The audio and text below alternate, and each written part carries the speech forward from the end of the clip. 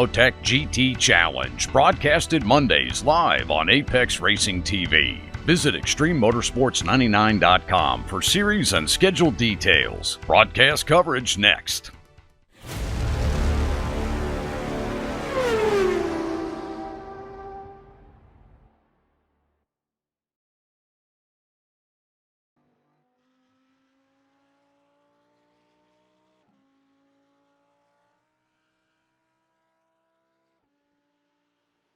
Hello race fans, Peter Mackay here, welcoming you to a very special edition of the Ricmotech GT Challenge, because today we are here at, well, for me, the mecca of motorsports, the Circuit de la Sarthe, the Le Mans circuit where the iconic 24 Hours of Le Mans is held. Today we go for just 90 minutes, but that will sure give us plenty of excitement. Joining me in the commentary box today is my colleague over in Singapore, Chan Wei Han, and bringing you these wonderful images and graphics will be Dennis Branch in our booth. Now, last time out at Zolder in the Ricmotech GT Challenge, it was lots to talk about, so let's take a little recap with a brief video about what happened back in Belgium.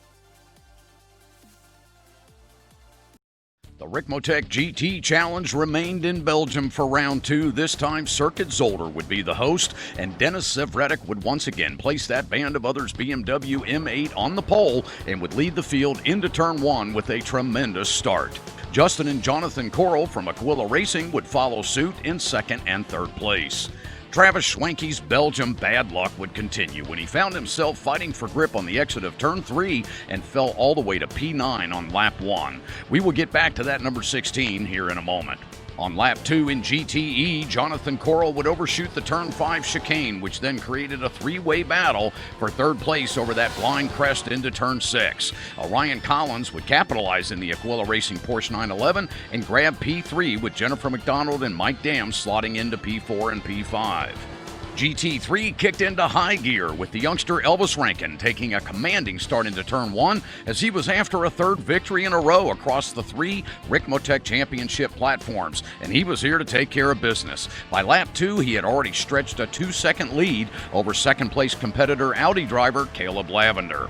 It wasn't long, though, before the first GT3 victim of cold tires would fall as Cameron Martineau loses the rear end exiting turn 1 and has quite the meeting with the inside barriers. GT3 remained patient, though, for the next several laps until the Nerdworks racing machine with Kevin Hawkinson at the helm began his march, overtaking the 38 of Jeff Jacobs.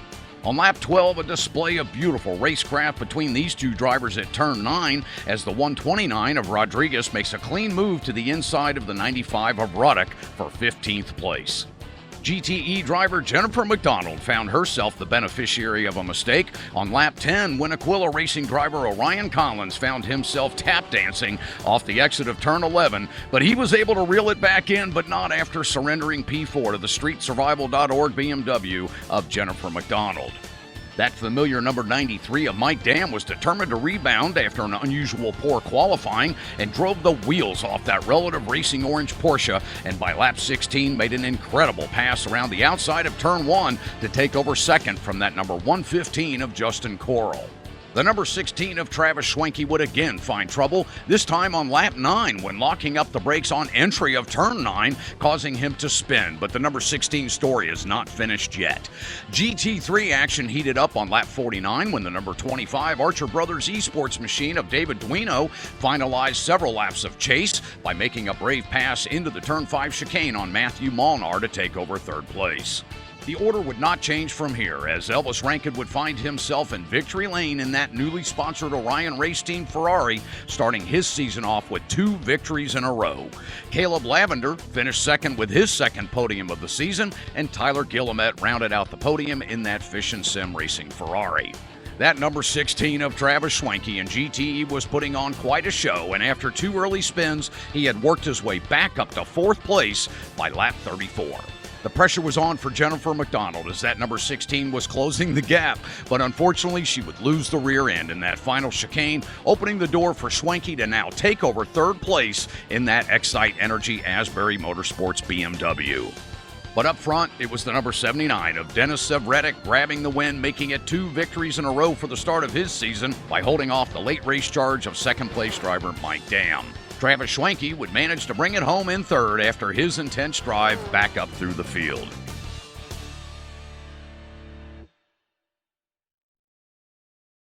Cancelo, eché gasolina por una vuelta.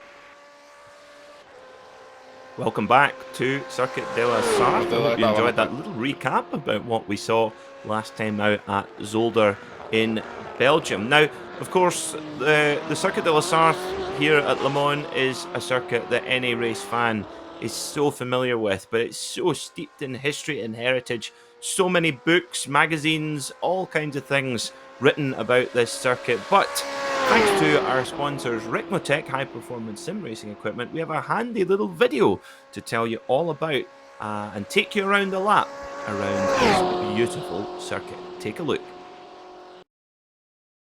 Welcome, everyone, to La Sarthe, France, and Circuit de la Sarthe, and the home of the 24 Hours of Le Mans.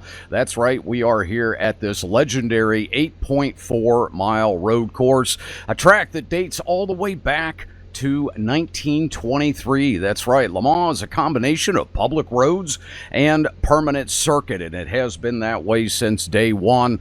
Of course, the track has been grown upon and added to over the years, and we're about to see the beauty of this incredible track. Here we go. Let's get ready to head up the front straightaway here as we see the beautiful grandstands on the left and right as we approach the start-finish line here. Coming across it now as we head up into turn one. This is a very fast entry.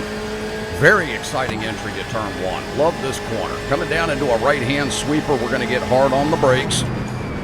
Get down through the gears here and get ready for this very tight first chicane. Up through Dunlop and heading up underneath the Dunlop Bridge.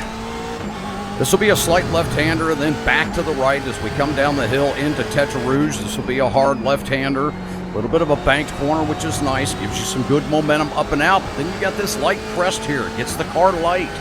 And then into Tetra Rouge, the double right, out onto the main straightaway. A lot of speed on exit here.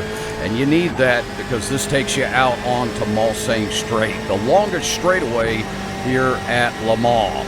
Great overtaking opportunities here, obviously, with the slipstream down this long straightaway. As you can see, we're heading down a public road here with all the businesses and homes on the left and right.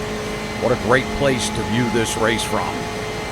Coming down into the first chicane here on Mulsanne, we're going to get down into the gears at the 100 marker. Into second gear, trail brake, let it roll off that second exit, and right back up through the gears, taking just a little bit of curve not to upset the car. Back out onto the next section of Mulsanne Straight. Again, slipstream opportunities here, obviously, in the first couple sectors of the lap. A lot of speed here. We'll be hitting speeds of upwards of 170 to 180 miles an hour coming down into the second chicane here. 100 marker, back down through the gears, into second gear. Gonna let that car roll back to the right, come right back to throttle, get right up onto the inside curb, and get a good launch out onto the final section of Mulsanne Straight. This corner down here is obviously exciting for spectators. You'll see a lot of them piled up here as these cars roar down into Mulsanne Corner. Very, very difficult right-hander. Heavy on the brakes, down through the gears, all the way down into first gear. Hug that inside tight, come right back to throttle, and up through the gears once again. Coming off that corner back there was a lot of undulation, very staggered track surface. Certainly can get that back end loose as you're coming to throttle. Got to be real careful back there. Coming down this second long straightaway here, actually the second longest straight at Circuit de la Sarthe. We come down into a section known as Indianapolis. We're going to get heavy on the brakes here. Coming down into this very tight left-hander, down into second gear. We're going to use the banking to get that car to rotate up off the top of the crest of the corner. And then heavy braking down into Arnage, down into first gear. Once again, tight right-hander, easy on exit. And back up into another very high-speed section. You can tell Le Mans is a very fast course, an opportunity for drivers to really stretch their legs out and let those engines roar. Here we go, some of the toughest corners on the track, coming into Porsche curves.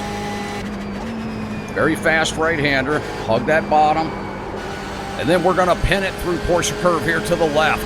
Right out to that wall. Up into 5th gear. And then heavy braking down into 4th. With this long, rotating, wrapping right-hander. And then right back to the left. Getting a little bit loose coming out of there, but that's all right. We were able to save it. Coming through this little fast chicane. Then we're going to come down into 4 chicanes to wrap up the end of this lap here. Down into this quick left, right. Down into 2nd gear. Going to roll center. Back to the right again. Out of the 4 chicanes. And right back up onto the front straightaway. Across the stripe. There's your track guide for the wonderful, beautiful Circuit des Lassards here in Lassard, France. Thank you for being with us.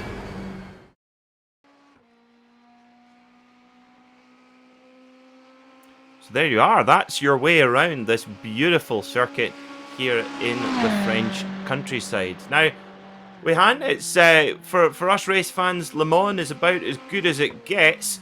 And today we're going to see the familiar GTE cars, which we see here at Le Mans every year. But GT3 cars, for now, we don't see in this series. So to have the two mixed together is going to be pretty exciting. Oh, it certainly is. Now, of course, with this track, it's mostly for endurance racing in real life. But of course, with the wonders of sim racing, you get to enjoy some possibilities that you don't exactly find in real life. That is, to have GT3s on the track. Now, of course, these cars don't exactly differ much in performance. The lap times would be around 7 to 8 seconds apart. But this does mean that you have a field of so many cars together, including a GT3s. I think everyone's just going to have a good time pushing their cars no matter what they drive. Absolutely, and just a little update as well on the series balance of performance. So in this particular championship, the GT3 cars normally get a 5% power reduction to try and allow them to be a little bit easier to pass on the straights for the ever so slightly faster GTE machines. But this time out, there's been a little bit of an adjustment. The Ferrari GT3 machine, the 488 GT3, just like the one that Elvis Rankin is at the wheel of right now, the GT3 cars, the Ferrari is only given a 4% power reduction, with all the other cars, the Audi and the Mercedes, given a 5% reduction. So a tiny, tiny difference, but in motorsport, the tiniest of differences can make all the difference. As we see, wow, Corral putting in a 3-minute 48.227 to demote Denis Savredek from pole position by 15,000th of a second. That's extraordinary. Oh, that is such a tight margin indeed. Now, of course, these drivers are limited to just 4 qualifying laps here at the circuit. Of course, qualifying session being limited to 20 minutes. So no, we've come to perhaps we're beyond the halfway point. So drivers, they're probably left with 1 lap for the qualifying laps to count. So of course, if we have a look at some of the lap time standings of the drivers on the GT field, it's mostly around the ballpark of 348s to 350s. Yeah, that's where the fast guys are going to be. There was actually, in practice, a lot of the drivers actually struggling to get below that 3-minute 50 barrier, but now all of a sudden there is a lot of them. When it comes to qualifying, just sitting in that fast lap time, we've seen a lot of drivers really step up their pace. Just want to give a shout out to Travis Schwenke, who's currently sitting in 8th place. Looking at his practice, he actually did, in the practice session before the race, did an entire race simulation of 25 laps. So he's certainly got plenty of track time under his belt today, and you've got to think he'll be in the groove in his BMW. And also, the thing is here, Weihan, is of course the draft is, with so many long straights here, the draft really has an effect much more than at other circuits, particularly like circuits like Zolder, where we went last time out, very tight and twisty. But here, the drafting is going to be massive, and that strategy and that kind of almost tactics are going to be really, really important. Oh, certainly. So what we could expect is that drivers might decide to form race packs here and there, so that they'll probably have a few cars, benefiting from one another as they take the longer stretches, for example. And I think we would also see this kind of coming in to benefit some of the GT3 cars a little more, because they are a bit weak on the top end speeds. So, I think it does differ from your traditional racing in a sense. It's no longer just about getting your lines right, your corners right. It's also about where you sit relative to the cars around you. Absolutely, and just a little note about our fuel strategies for today's 90-minute race. Now, normally both of these cars can run up to just about an hour with a full fuel tank, but our drivers have limited fuel cells. So for the GTE class cars, the Porsche 911 RSR, the Ferrari 488 GTE, and the BMW M8, they have an 85% fuel cell. And the GT3 cars like this Audi on screen right now, or the Mercedes or the Ferrari 488 GT3, they have an 88% fuel cell. And what that means is that we're expecting the GTE runners to be anywhere between 34 and 45 minutes, and in the GT3 field, anywhere between 41 and 49 minutes. So, coming back to your point there, Wehan, that the draft, of course, the draft has two effects. That slipstream with the car in front punching a hole in the air for you. Of course, it has a speed benefit by lowering the air resistance on the car and thus helping it to go faster. But it also has a benefit with fuel consumption. If you can sit in the draft of a driver for a number of laps, you can save minuscule amounts of fuel every lap, which add up to make a bit of a difference. And where you get the gain back is, of course, having to spend less time in the pits filling up. So, Lawrence Vantor, a Porsche factory driver who won here back in 2018 at the wheel of the Pink Pig Porsche 911 RSR, he always says this is when you're behind somebody in endurance racing, you have a choice. One, you can either try and push and go past them, or you can sit behind them and save your tires and, crucially, save fuel. So of course, with that said, what we could expect some drivers to do is that they can also when they come towards battling for position, they can choose to battle it out, or they can choose to cooperate with each other in order to get the edge ahead. Understanding that sometimes when you do understand that the driver ahead of you is about the same pace as you are, that the driver ahead of you can lead you across the field to the front end. Sometimes it would be a wiser decision to stick behind him and follow through as he takes you through the rest of the grid. Yeah, absolutely right. So let's take a little look at our championship standings as they stand between, just while we've got a couple of minutes heading to the end of qualifying. We'll look at our GTE runners first of all. So leading the championship right now after two perfect races, Denis Savretic in the number 79 leads Travis Schwenke already by 14 points, with Mike Dam just a further 2 points behind. Jen McDonald as well, a strong start to the year for her, sitting in 4th place with Orion Collins in 5th. Looking again and now at the GT3 standings, let's have a look at those and see where we are. So Elvis Rankin, the Wonder Kid, the 13-year-old, leading on 78 points in his Ferrari from Caleb Lavender on 66 points. In 3rd is Tyler Guillemette on 58, who is tied with David Duino, with Jose Duolio with 52 points. But a long way to go in this championship already. We've had a couple of rounds so far, both in Belgium. We've had one at Spa-Francorchamps, and we've had one at Zolder. And here at Le Mans, well, this is, for me, Wehan, I don't ever really get that excited about Christmas time, but Le Mans time, I'm getting antsy already. We're a month away from the Le Mans 24 hours, of course, and a new date this year in mid-September. But so whenever we get the chance to go racing in the sim on Le Mans, I get equally excited. Oh, certainly. There's just something about this track that, even though it's rather simple in terms of layout, there's just some kind of magic about this place that you don't exactly get anywhere else. And here we go, the grid. Justin Corral leads the GTE field. Drivers, it's grid time. It's go time here for round and 3 the of Croatian GT machine, Challenge. Denis I'll hand it over to Savretic, Jeff to give begins the rundown from on the second. pole. Jonathan Corral and Alcrudo Udo. Yeah, way to from go third there at the front of the fourth. GT class. That's Justin Cole Jean-Jacques going to from take the top fifth, spot Ryan there. Collins That's from sixth, 48.2 Mike Dam and just Travis two Schwenke from hundredths of a seventh second and back. eighth. Dennis Rafael Savretic. Sosa So and the great gentleman battle there at the front of the field, and from with the rest of the field real close there. The front of the GTEs. Cameron Arthur Martell, Chan way to from go, 11th. man. He rounds up 35, your top 11. 59.8. Yep, that to I tell you what, Caleb, that catches me out 59.9. every time we hand. I'm like, and Marshall assistant didn't set a time. I see. That's just a mistake with our graphics. So the GT3 runners then, Cameron Martineau puts it on pole with a 3-minute 59.8, very very quick. With Caleb John Laventer just 71 thousandths of a second behind, and Elvis Rankin 74 thousandths of a second behind. So the top three covered by 74 thousandths on a lap nearly 4 minutes long. Extraordinary. William Dillon will roll off from fourth with Nathan Manning and Daniel Munoz in fifth and sixth. David Payton and Loeski Dolio start from 7th and 8th. Jeremiah Kellum and Chris Thorman 11th, 12th. Jeff Jacobs, Derek Holland and Kevin Ford round out the top 15 with Tony Kernan, Raymond Rodriguez, Ross Ruddock, Scott Brooks, Bobby Childs and Joel Lee rounding out our GT3 runners. So we should be seeing our drivers getting ready, gathering behind the pace car just before the Porsche curves.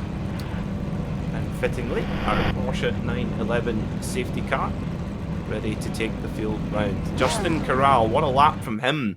We thought that Dennis Reddick would maybe have it all his own way, but it would appear not. And we've got a good mix of manufacturers there at the front. Got a couple of Porsche 911 RSRs, BMW, Ferrari. So it's going to be a really nice battle, I think, as we see our Porsche 911 pace car pull away. Because with this being the Le Mans circuit, the pace lap is in fact going to be a little shorter. You know, they won't actually run the full lap around the circuit, but they are beginning from where you'd expect the Porsche curves to be. This is where they'll begin the pace lap, half of the length of this. Absolutely, and for these GTE runners, remember, these cars do have very sophisticated traction control systems, but they do not have anti-lock brakes. So with the tyres cold and the brakes cold coming into the opening corner at the Dunlop curve, it's going to watch for lockups on the brakes there, as you see our GTE pack, who have been separated. They've been socially distanced from the GT3 field, who follow a little bit further behind. You'll see on our SDK track map on the right hand side, you'll see how they are separated there, heading around through the karting S's and through Corvette curve.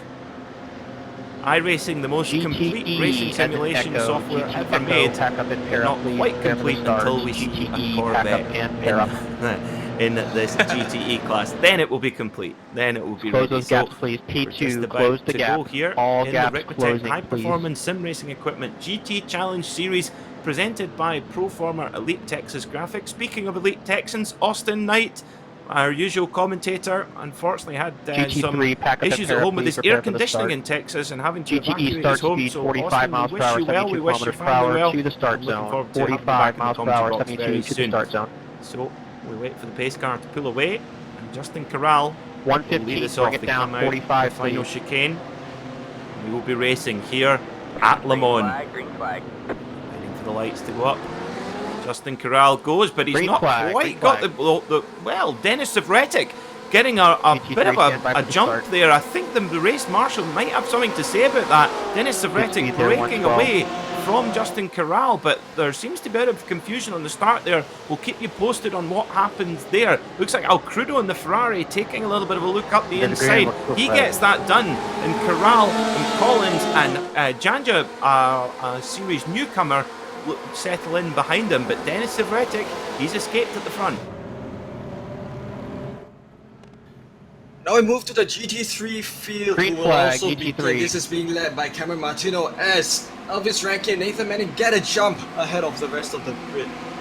So of course, So every car looking very normally. similar, and at the front, three cars going towards a single file. They told me to slow down right before the start. And So. it will be Martino who leads the rest Oh of the man, grid not your into fault. the Dunlop chicane. It is a clean start by both classes at this point. They're now coming towards the S's, and they'll take the rest of this race.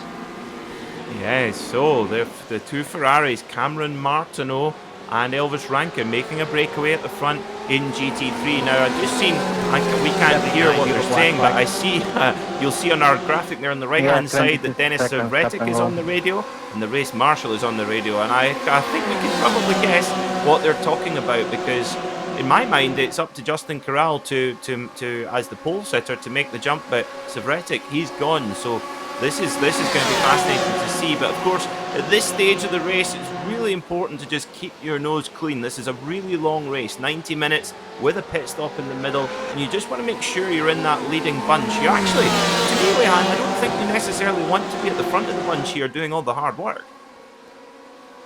Yeah, but I would think that there are more disadvantages to advantages as you're ahead of the field, especially at this section, because you're just seeing Alcrudo, who's just gone alongside Corral to kind of battle it out for the lead of this pack. So an overtaking move by Corral, he takes the provisional lead of this grid ahead of this pack, four-way battle pack that battled for second place.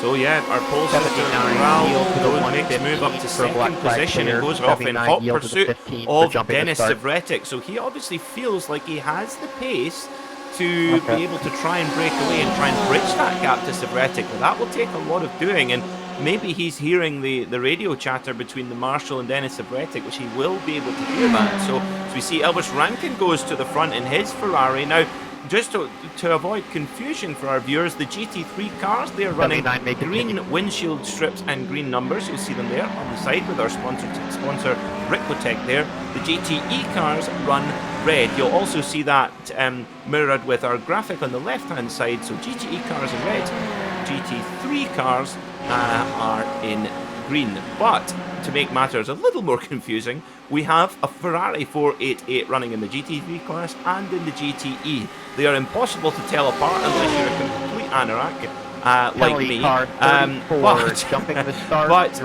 that's a good way to tell them apart, is the green for the GT3 model and the red for the GTE. Now look at this, car number 34 of Janja. He is our series newcomer, Janja Huanja. My apologies for messing your name up there. The number 34, running the 34 of Kevin Schwantz, former motorcycle Grand Prix champion.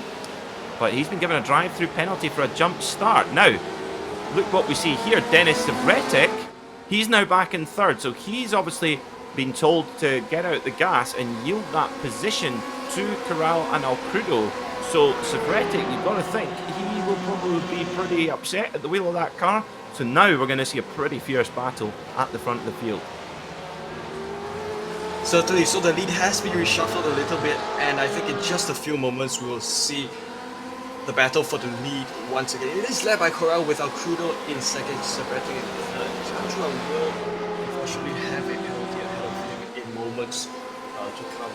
Of course, the rest of the grid is very much clean at this point. They come upon Tetra Rouge, so this is where you would not exactly expect much overtaking moves at this point if the drivers decide to go conservative.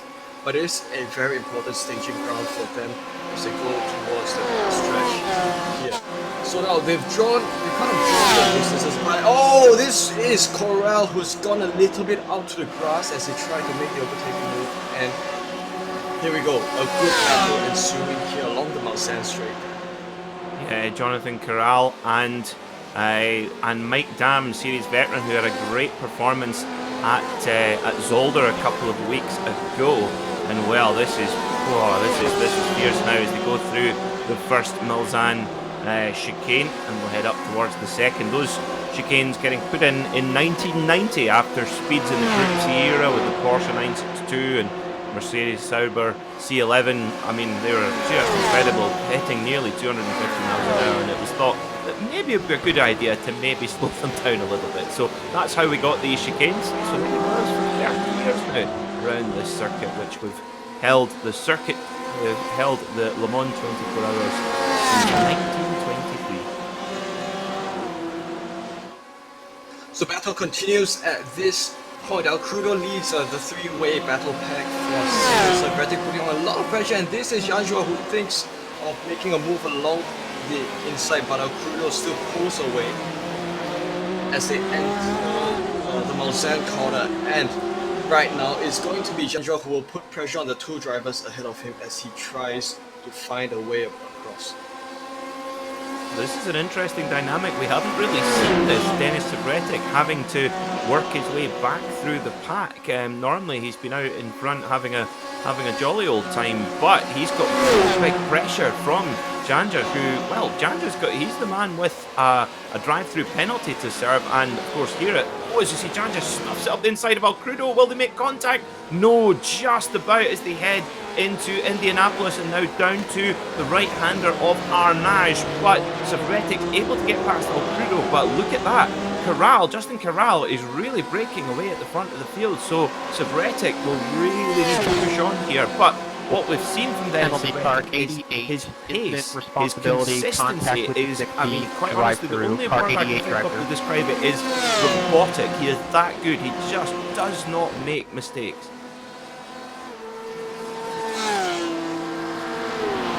Certainly, and they now make their way across the Michelin Porsche curves now. Of course, penalty car 117, incident responsibility, contact with 88, drive-through car 117. So Jandra comes towards the end of this lap. He still sits behind Alcrudo. Of course, Frankie and Collins are having a battle for P5 in a slight distance behind. So this is Jandra coming into the pits, and he will have a surface penalty. Now, just interesting there, the pit entry there is incredibly tight, and it's, I mean, many drivers in the iRacing Le Mans 24 Hour a couple of months ago penalised for basically cutting across the track there, not by deliberately, but were then given another drive-through penalty. Now that might be different with our own stewarding system here in the Ricmotech series, so hopefully Jandra doesn't get penalised for that, because of course the pit lane being so long here, it really does, it's punishment enough for that. Now interestingly, Wehan, to me it seems a little confusing that Jandra was given a drive-through penalty for his jump start. Savretic was clearly told to drop back, but to my mind, Savretic would be a jump start as well. Would you see it that way? Well, I think it could be up to interpretation, because it will all depend on how the stewards decide to review the incident. So I think it might have been other considerations that we might not have been aware of leading to that decision being made. And we have a look at Elvis Rankin, who is second, and strangely decided to take the inside line and cede the position over to Caleb in November. Yeah, the Elvis Rankin getting what's called a slowdown penalty here in iRacing, coming out the final chicane. You see Jen McDonald going side by side with Jonathan Corral as they head on to the Mulsanne Straight. Yes, Elvis Rankin unfortunately given a penalty for cutting the course at the chicane, the final chicane. Very easy to do here. This circuit, the track limits are vigorously enforced by iRacing's simulated stewards, and usually what this simulator will do, if it deems that you've cut the course or abused the track limits, it will give you what's called a slowdown penalty, which means you basically have to literally pull off the throttle and brake and serve that penalty, and that's exactly what Elvis Rankin was having to do there. And we actually saw him dabbing the brakes going along the pit straight there, so that's cost him a couple of spots and allowed Martineau to be able to escape. Now Rankin 3.7 seconds away from the leader Martineau in also in a Ferrari. But back at the front in GTE, it's the Porsche 911 RSR of Justin Corral, leading by 1.6 seconds from the BMW of Denis Savretic. Now, Wehan, at the moment, this BMW seems to be very much in favour in this particular class here in iRacing, seems to be the car to have, but interestingly, this car, even though it's won two of the last two Daytona 24-hour races, it's never won here in the real world at Le Mans, and looks like it never will, because it's been the endurance championship program from BMW was canned about a year ago. So it's interesting to see how it's been so successful at Daytona in the real world, but not here at Le Mans. Under review. So it could be due to perhaps BMW's decision to focus on North American motorsports with GT with Le Mans. And we have a look at Kevin Ford, who's going on an overtaking move with Raymond Rodriguez. They've gone too wide, and this is going to be a battle for 13th in class. They go side by side, and they are going to go upon this Mausen corner. So Kevin does not exactly kind of find a way to make an overtaking move. And he's gone back to single file with the rest of the field. Now, of course, as we spoke about earlier, slipstreaming will be bring the drivers a lot of advantages as they take this track, which is very evident by all the drivers who are taking it in a single file now. On most other tracks, you would sometimes see some cars alongside one another trying to make the move work, but over here, when the drivers are not exactly that close enough, they'll always be in one single file. Yeah, this is a great battle here between it's Mercedes versus Ferrari here. As we, a bit of an oversteer moment there from Raymond Rodriguez. Wow, and Kevin Ford ducks to the inside. Can he get up the inside at Arnage? Does he make it stick? Just about, but there'll be a drag race up towards the Porsche curves. Of course, two very different cars here. The big bruising front engine Mercedes and the exotic mid-engine Ferrari. And actually, you would think in street form, the Ferrari, well, the Mercedes would not see which way the Ferrari had gone. I mean, the street car, the Ferrari, 660 horsepower, but the race car only 490 because it has to be pared back to compete with other GT3 machinery, as is the way with balance of performance. And of course, the Audi R8 V10 as well, racing here as well. Now, Weihan, I had the incredible privilege to chat with fellow Scotsman Alan McNish, 3 times a winner at Le Mans with Audi, one with Porsche, 2 with Audi, and he's still heavily involved in the Audi Motorsport program. And I asked him, I said, if Audi, after such success, would they come back to Le Mans? And he said it's not on the not on the agenda right now, but he hinted that if they were to, GT3 cars and customers with GT3 cars seems like you're a little bit better than me there. The avenue that they would go down. Sure, because I think over the years, as I guess the emphasis in motorsports and also automotive in general, perhaps the emphasis has kind of shifted from classic petrol racing cars to, I guess, more electric cars, and we've seen Formula E racing. That might explain perhaps the Audi's change in focus. But of course, it was great that you managed to get a chat with Alan McNish, such wonderful, and to understand where exactly Audi is at. But of course, we've got so many of these cars, especially Audi here on iRacing, so we do get to see how these cars kind of face off with one another. We're back with Kevin Ford again, and now we're riding on board his car. We get a nice shot of him there with nice sunglasses. He sits in 12th in class behind Joel Lee, and he's probably trying to find himself a good slipstream window, kind of carrying himself forward along this back stretch. So we do kind of get a bit of a good view of perhaps a battle that Peyton and, or rather this is Peyton who's just made the overtaking move ahead of Ford. They come upon the first corner. Yeah, David and Kevin obviously decided to be dancing partners with one another, or drafting dancing partners. Hear that a lot in the Indy 500, where you see drivers kind of work together to work in a draft train and try not slow one another up, and actually use that aerodynamic draft, or slipstream as you'll often hear it referred to, as a benefit rather than a disadvantage. And of course, Kevin does an amazing job organising everything to do with this particular series with Extreme Motorsports, and does an awesome job. And I must be honest, Kevin is the dream series organizer for a commentator, because he's every week, every Monday, every morning, I wake up to all of these wonderful notes and information and stuff, all the sort of stuff I would normally have to do myself. Kevin provides us with it, and Kevin, cannot thank you enough for that. It's I almost feel guilty, almost. Yeah, really appreciate what Kevin shares with us. This is so beneficial in a way. We have all these information provided to us. This is Caleb Lavender. He sits behind Elvis Rankin, and this is a battle for second. Caleb also has some pressure coming from Nathan Manning, who sits behind in fourth. So they come upon now. This is the one section where we've got a couple of 90-degree corners, Elvis and Arnage.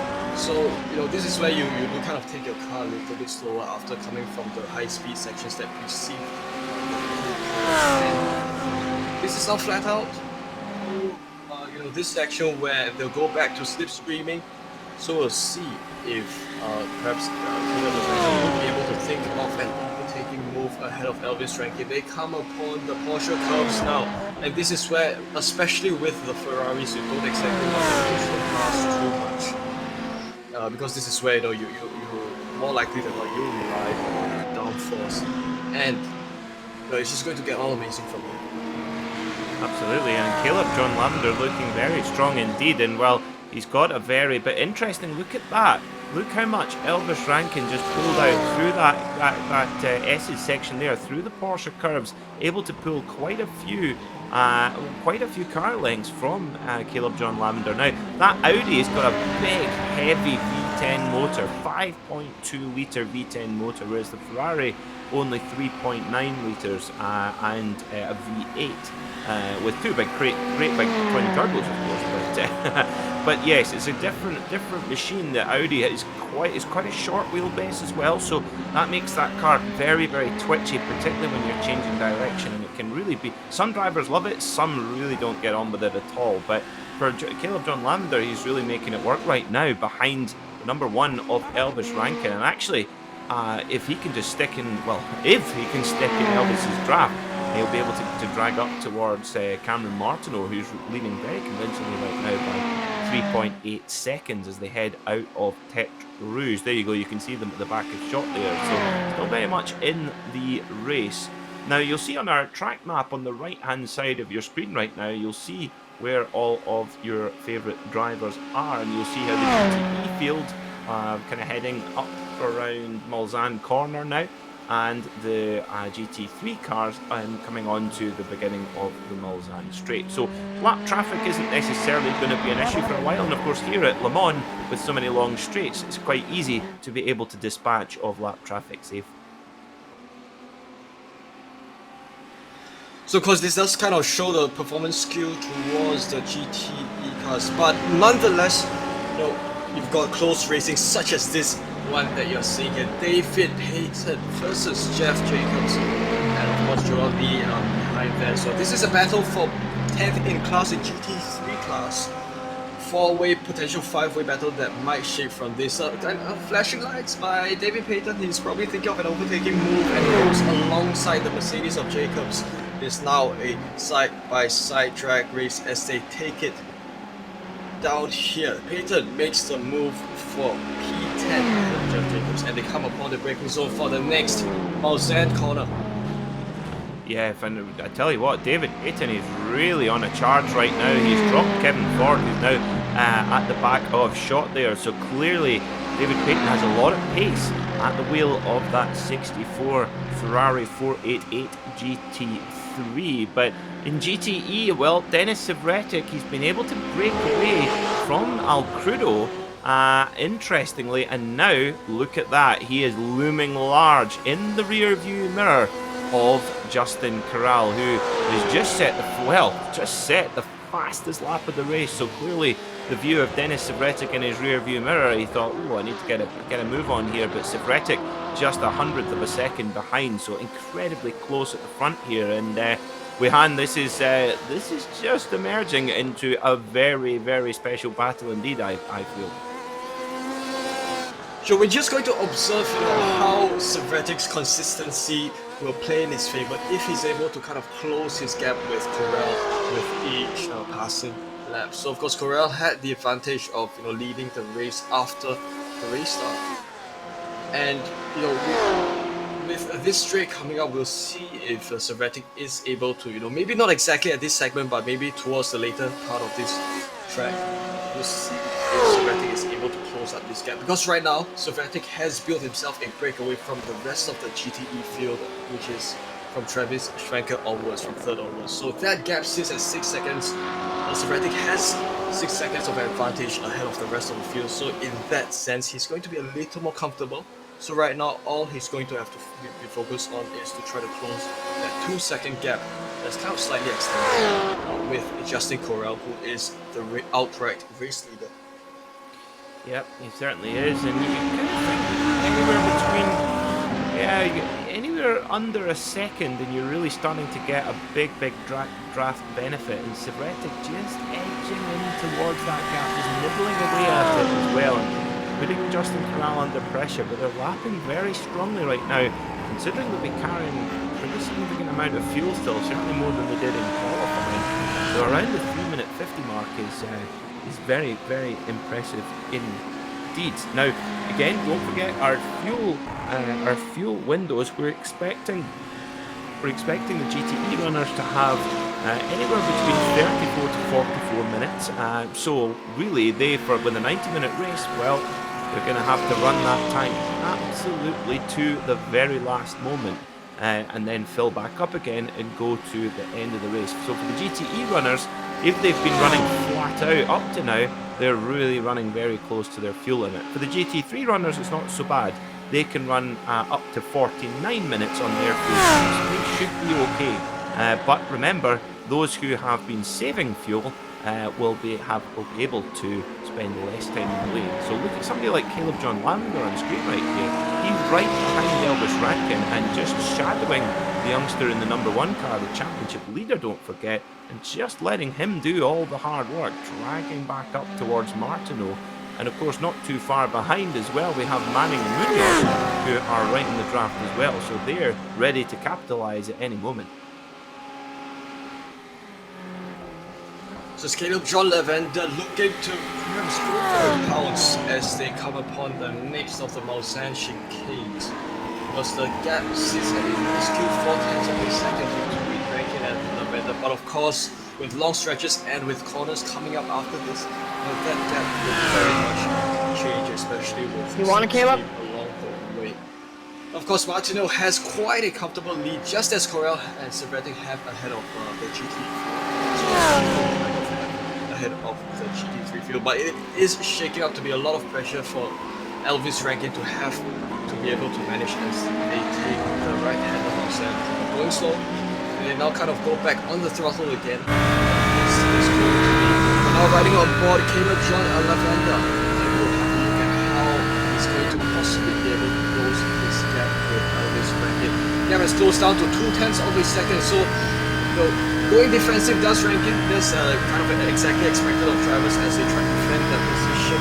And we do see, wow, what is this? This is Lavender taking position from Rankin. Of course, Rankin might have ceded the position over.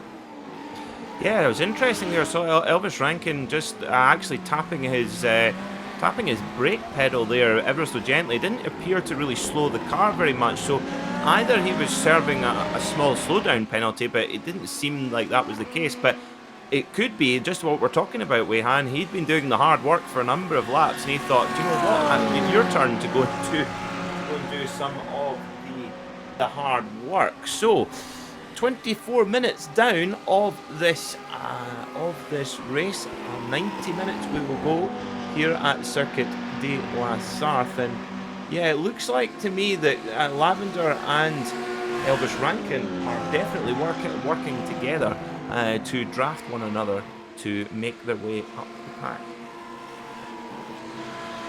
So of course, strategies like these would be very much a feasible occurrence, given that the race lengths for races like these 90 minutes long. You don't exactly want to push too much. Sometimes if you do decide to collaborate with each other, it will kind of serve you more benefits in order to kind of carry yourselves through. This could also be down to perhaps fuel saving or understanding that perhaps Caleb Lavender might have the slight advantage in terms of racing lines and such, and it could be that Elvis Rankin wanted to kind of take heat from there.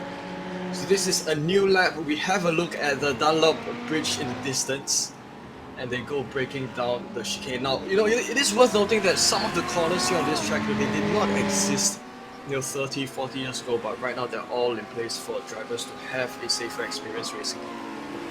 Absolutely, you're absolutely right. That Dunlop chicane there going underneath the Dunlop Bridge in 1987, that Dunlop chicane was inserted to slow the pace down. You can imagine going through there before that was installed in a mid-1980s factory Porsche 962. I can imagine that was utterly terrifying going through there. Of course, so many brands here that have made their legacy here at the Le Mans 24 Hours. And two on screen right now, Audi and Ferrari have incredible heritage, particularly Audi. 13 outright victories in less than 2 decades of competition, an extraordinary win rate with, well, of course, Tom Christensen winning a majority of his 9 Le Mans wins with the brand from Ingolstadt, but also Ferrari have 9 outright wins. 8 of those were consecutively, with the last victory all the way back in 1965. However, they of course have had many, many other class victories. Certainly, you know, we see the 488 GTE having their replicating Ferrari's representation in today's endurance racing field over at the WEC, and will be so with the Le Mans, the 24 Hours of Le Mans that will take place next month. So Elvis Rankin still sits behind John Lavender, and this is going to be them, you know, kind of.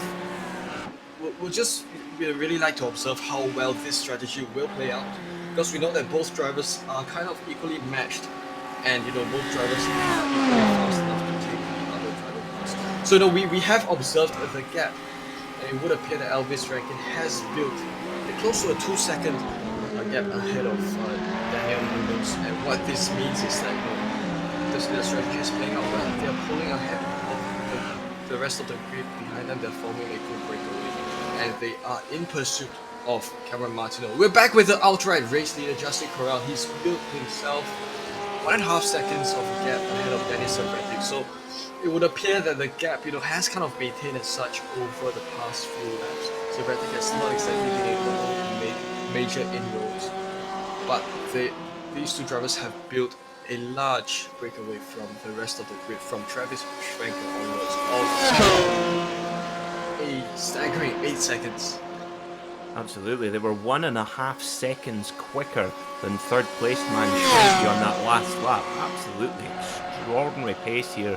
Corral and Savretic, very, very, very little between them. Savretic set the fastest lap of the race on the last lap, a 3:50.0, with Corral just a tenth behind as well. So they're really both on absolute lap record pace right now. So it's interesting. Of course, they're not necessarily in the draft either. So it's not a great deal of fuel saving going on here, I don't think. Certainly not at those lap times. So this is really fascinating as the end of the race comes in. Well, you actually might be in the second stint where these drivers are maybe going to have to be a little bit more light-footed whilst maintaining the pace. So as you see, Elvis Rankin still shadowing Lavender as they work their way through the final chicane, with Cameron Martineau seemingly actually able to just pull a gap. So impressive that he's working on his own. He's not got a drafting partner, but just putting a little bit of time in, with Caleb Lavender putting in his best time of the race, and also Elvis Rankin as well, almost identical in time, a 4:01.2. So there's your difference in the leading GT3 cars to the leading GTE cars, about 11 seconds in pace. Now, if you're sitting watching saying I can go faster than that in a GT3 car, do not forget that these cars, the Audi has a 5% power reduction and the Ferrari has a 4% power reduction. Why is that? Well, that's basically to make the GT3 runners a little bit easier to pass for the faster GTE cars when they come through a little bit later. You know, Peter, something I'm really excited about is, you know, iRacing's introduction of the LMP2 class. Of course, that's not exactly something that we've seen much. We've only got the old LMP2 prototype, and with the new one, it'd be interesting to see some leagues kind of pick that up in addition to these GT cars.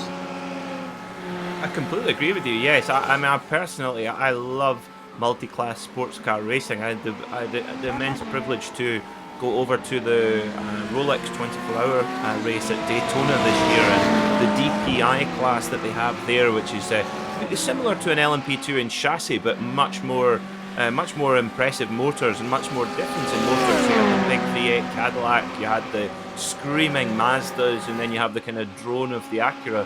3 completely different motors, but the chassis are based on LMP2 cars and closed cockpit LMP2 cars. And you're right, here in iRacing we have the old Acura HPD HRX, which any driver who competed in that car in the real world said that it really was about as good as it got for handling, an incredible handling car, and it's been super popular here on iRacing as well.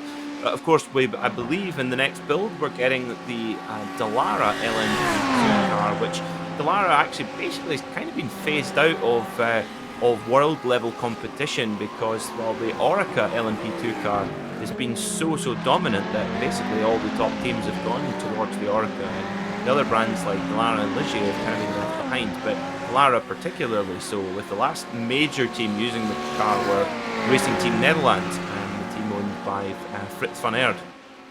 So yes, I completely agree with you. Having a multi-class system with really fast prototypes and GT cars is really exciting. Certainly, and we're back with Kevin Ford. He is battling for P10 now because this is the position that he's been able to hold for the past few moments.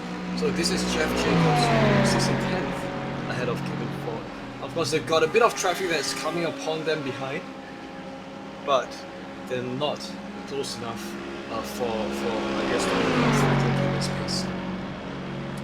So, with 9 laps down, 32 minutes gone in this race, with our drivers just about to go for their pit stop. Mike Dam getting overtaken here by Jonathan Corral, heading into the first Mulsanne chicane. This is just before our drivers come into the pit stop cycle. Let's take a very brief break, thanks to our sponsors, Ricmotech High Performance Simulation Equipment and Proforma Elite Texas Graphics. Do not go away, we'll be right back on Apex Racing TV.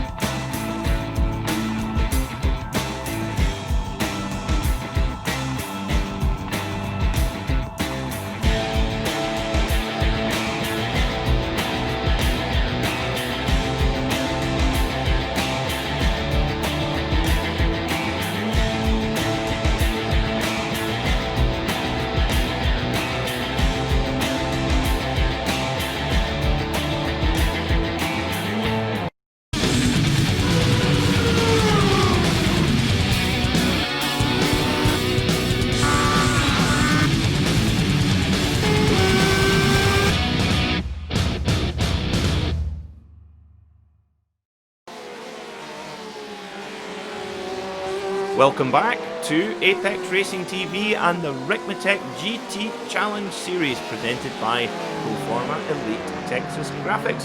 We're here at Le Mans. As you can see, our GTE battle on screen between Mike Dam and Jonathan Corral.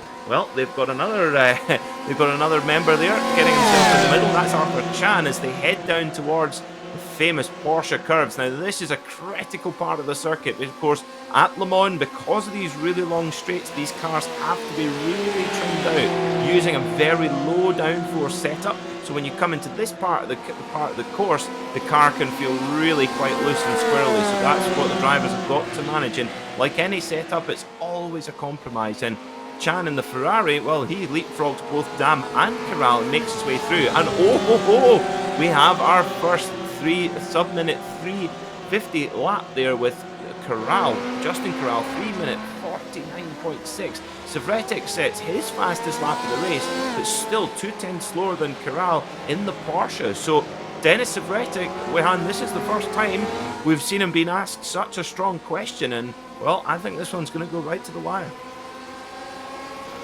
Yeah, certainly blistering lap times by both of these drivers. Of course, no other drivers have managed to break the 350 barrier at least within this race.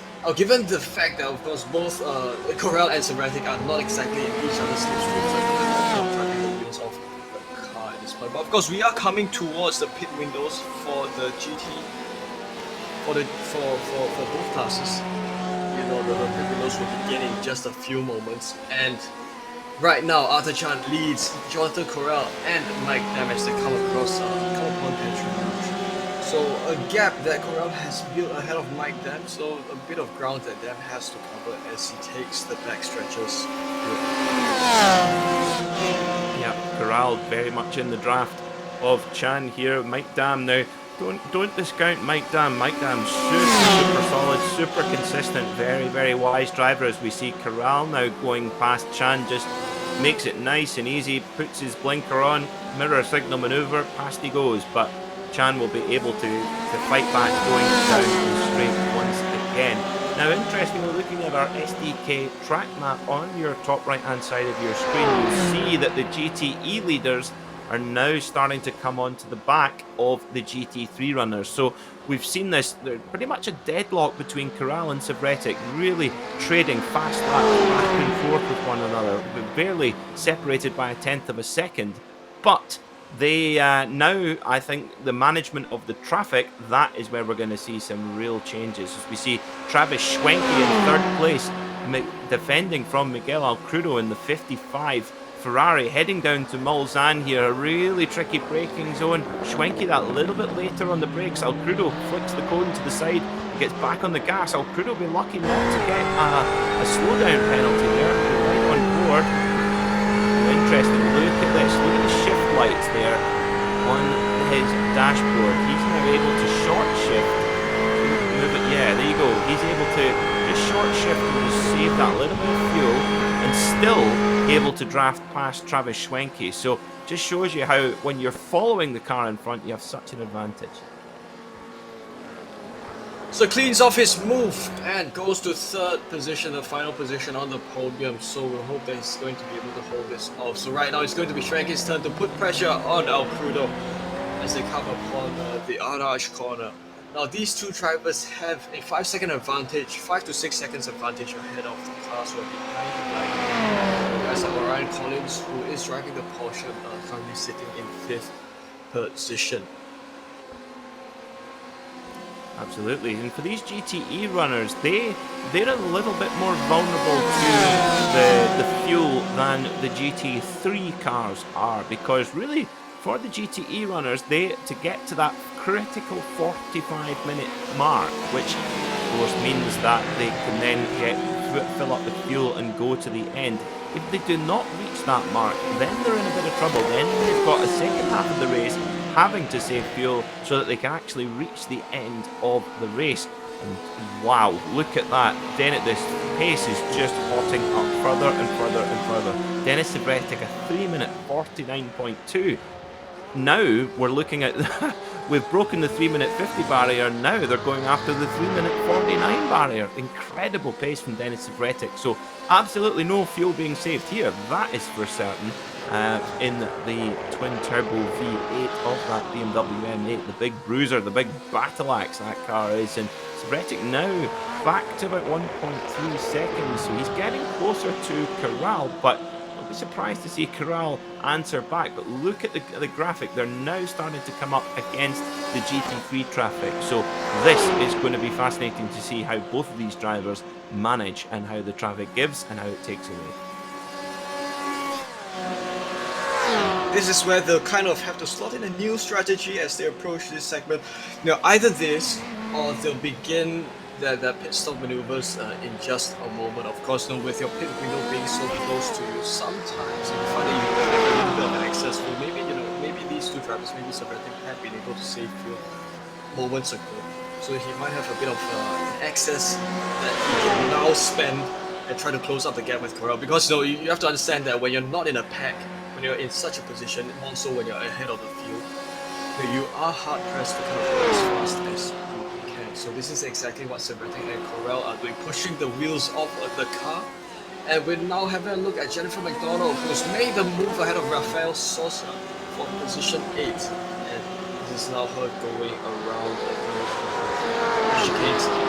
So with these two drivers, I think with the BMW M8s especially, you would probably notice that car is just a little bit bigger in terms of footprint. Is probably able to punch a little bit of a larger hole in the wind for slipstreams to take effect.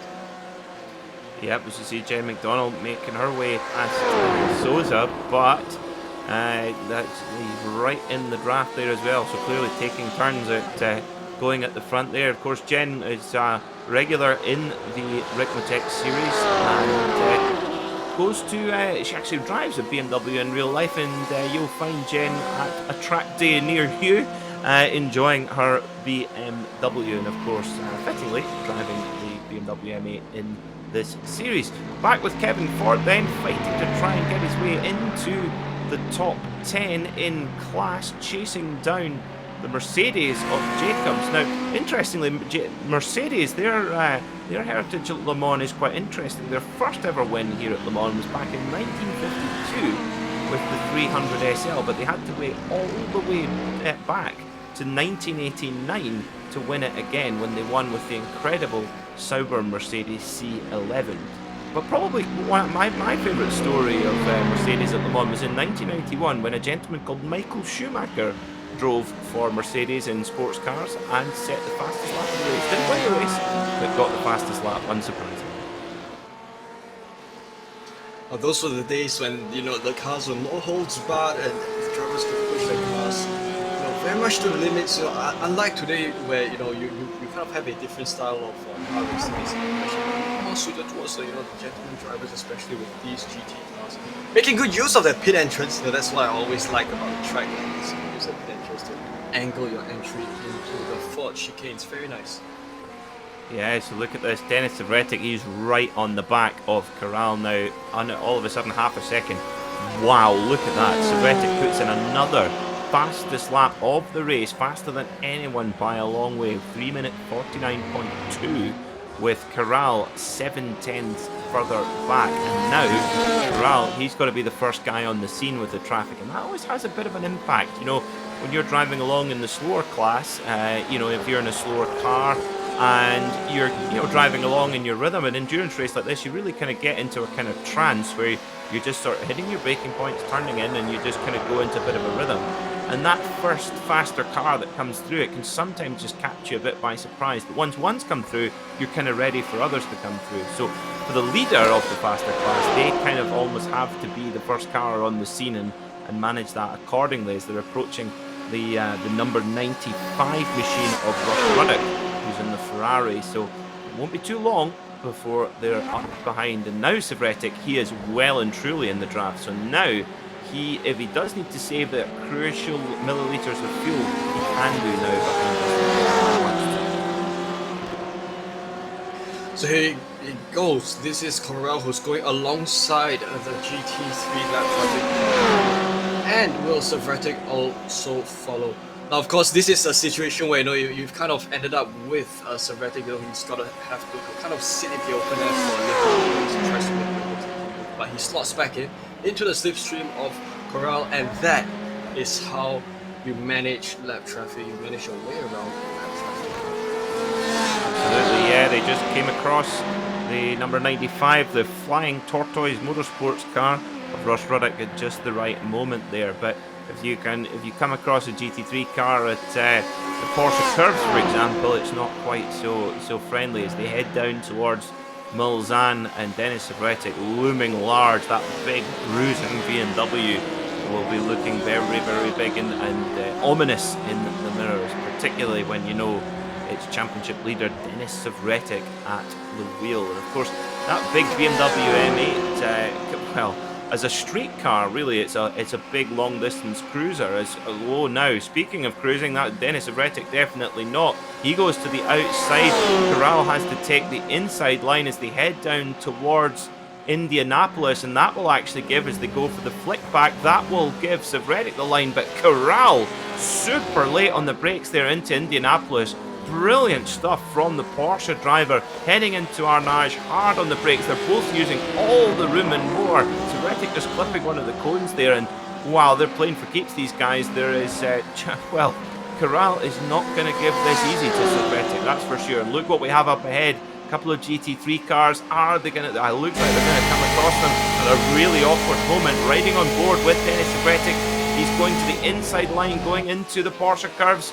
But Corral defends. Whoa, this is going to be really tight coming through here. Savretic giving him no room whatsoever. Those GT3 cars are going to cause an issue. You've got to think about it. Coming through towards Corvette Corner, past the go-karting area. And what's going to happen here? We're on that 45-minute mark, so if they want to dive into pit lane, they can. Sevredic's on the radio. He's probably telling the GT3 cars. Corral also saying, come on guys, get out the way. And they're all going into pit lane. Oh, look at this, Wehan. Oh, this is such amazing. Both of all the drivers taking into the pits at this moment. Of course, both drivers nearly coming together as they went into the pit entrance. So, we could see this being a kind of a pit battle between, both Justin Corral and Sevretic, as well as the two other GT3 cars that have gone into the pits. So, a good half of the field are either in or have already gone into the pits. And we've also got a few other drivers who are still, especially in the GT3 field, many of them are still out running. Well, we're going to have a race on pit road here between Corral and Sevretic.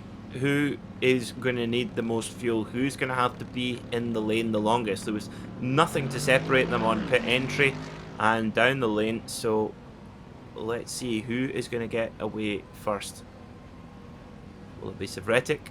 Will it be Corral? Porsche or BMW? Who's been the more economical? Not normally a consideration, and it's they're almost identical. I think their time in the lane virtually inseparable. So now they're now at 47 minutes of this race. So that means that, well, fuel's not necessarily going to be a problem now. And look at Corral. This is really important. On those cooler tyres, I wouldn't say they're cold tyres, but cooler tyres than they were, he breaks away, and look at that, how much he's pulled away from Sevretic, over a second in the first couple of corners, and this could be critical. This outlap could be pivotal to the result of the race. So that was such a tight battle that, you could call that a pit battle, because the fact that both of them got out at almost the same time, but that few split seconds would have resulted in this 1.5 second gap between Corral and Sevretic. So it is kind of a reset button to a couple of laps ago many laps ago when Sevretic was still this distance behind Corral. So it is kind of a rinse and repeat for Sevretic, as he would try to have to close up this gap. He would require some more laps to close up this gap, as he had required moments ago. But once again, he has now they've got a massive breakaway from third place Miguel Crudo, a huge 17-second gap. Oh yeah, they're operating in their own universe here, are Justin Corral and Denis Sevretic. Now for Denis Sevretic, this is kind of his this is his happy place. This is his comfort zone. He's used to doing this. He's used to leading at the front of races, clicking out super quick lap times, and just able to do it at will. It's an extraordinary skill that the Croatian man has. However, for Justin Corral, this is a little bit different for him here in the Ricmotech GT Challenge Series. A relative newcomer to the series, of course, absolutely no problem with his ability behind the wheel, but great to see the battle of two completely different cars here. You've got the actually strangely the first ever mid-engined racing 911 ever made, the 911 RSR 17, where they moved the engine a little bit forward and swapped the engine with the gearbox to get it more in the middle to fit a much larger rear diffuser, as we see Arthur Chow and Jonathan Corral going side by side down towards Mulsanne Corner. But yes, that Porsche 911 flat 6. Oh, as we see, Corral's gone straight on. That's such a classic Le Mans accident at Mulsanne. He goes into the gravel, gets a little bit of a swap, but he's able to get it back going again. Well, that was Ryan Collins. My apologies, I got the same livery. 118 of Ryan Collins. My apologies to Jonathan Corral. There he is. He's in the background. My apologies. But yes, that 911 RSR flat 6, 4 litres, 500 horsepower is an absolute beauty of a machine. I always refer to it, Wehan, as a four-wheeled musical instrument, because it just sounds superb. And this is Cameron Martino. He led the GT3 field for most of the race, and he still leads even out of the pits, and he's got Caleb Jean Lavender behind him. So it is still kind of status quo over at the GT3 side of things, but they have got Elvis Rankin, who was kind of fighting hard earlier on, and he's now down to third position. Yeah, interesting. Cameron Martino had about a 5-second advantage over Lavender and Rankin, but both Lavender and Rankin have been able to just reel him in a little bit throughout that pit cycle there, how it's all shaken out. So now they can see him a lot more clearly, and Martineau just about breaking the draft, but at 1.1 seconds, Lavender will still be picking up a little bit of draft. You can see it on our live timing there, just dragging him in just that little bit, and if you can just get a couple of perfect braking points here, you'll be right on top of the Ferrari driver. So we've got an Audi and a Ferrari sandwich here, with the 112 of Martineau, followed by the Audi of Lavender, and the number 1 of Elvis Rankin. Championship leader, don't forget, of course, Lavender second in the championship as well. For Martineau, not in the top 4 of the championship as it stands, so a win would be very much welcome for him. So we've now got an amazing 3-way battle pack at the lead of the GT3 field. Likewise, a similar 2-way battle pack over the GTE field, as you would remember from moments ago. Now, what's so amazing about the race that's kind of unfolding here tonight is that you've got good battles going on all throughout the field, instead of a battle perhaps isolated towards a point here in a specific class, which is always amazing to see. Everyone's enjoying themselves, everyone's got, great experiences to kind of enjoy here tonight.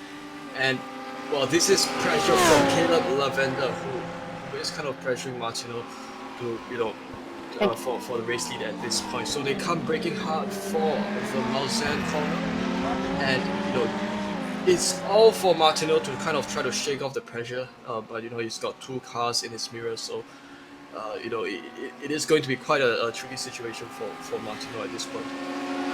Yeah, and look who's in the background there. Elvis Rankin, the very young man with a very wise head on his shoulders, and he's just leaving a little bit of a distance. He's in the draft, but he's just keeping a safe distance, watching Lavender and Martineau have a little bit of a punch up in front of them, and I think that might just play into the young man's hands there of Elvis Rankin, as we see Oleski Delelio going side by side in his 036 Ferrari with the 25 car of David Duino. Don't forget, David Duino third in the championship right now, so watch for him. He's looking for a strong finish as well. Back at the front in GTE, it's Justin Corral defending from Denis Savretic, but Denis Savretic recovered now from that slightly pedestrian exit from pit lane, as Corral was able to move away, but Savretic right on the gearbox of the Porsche now. But Corral,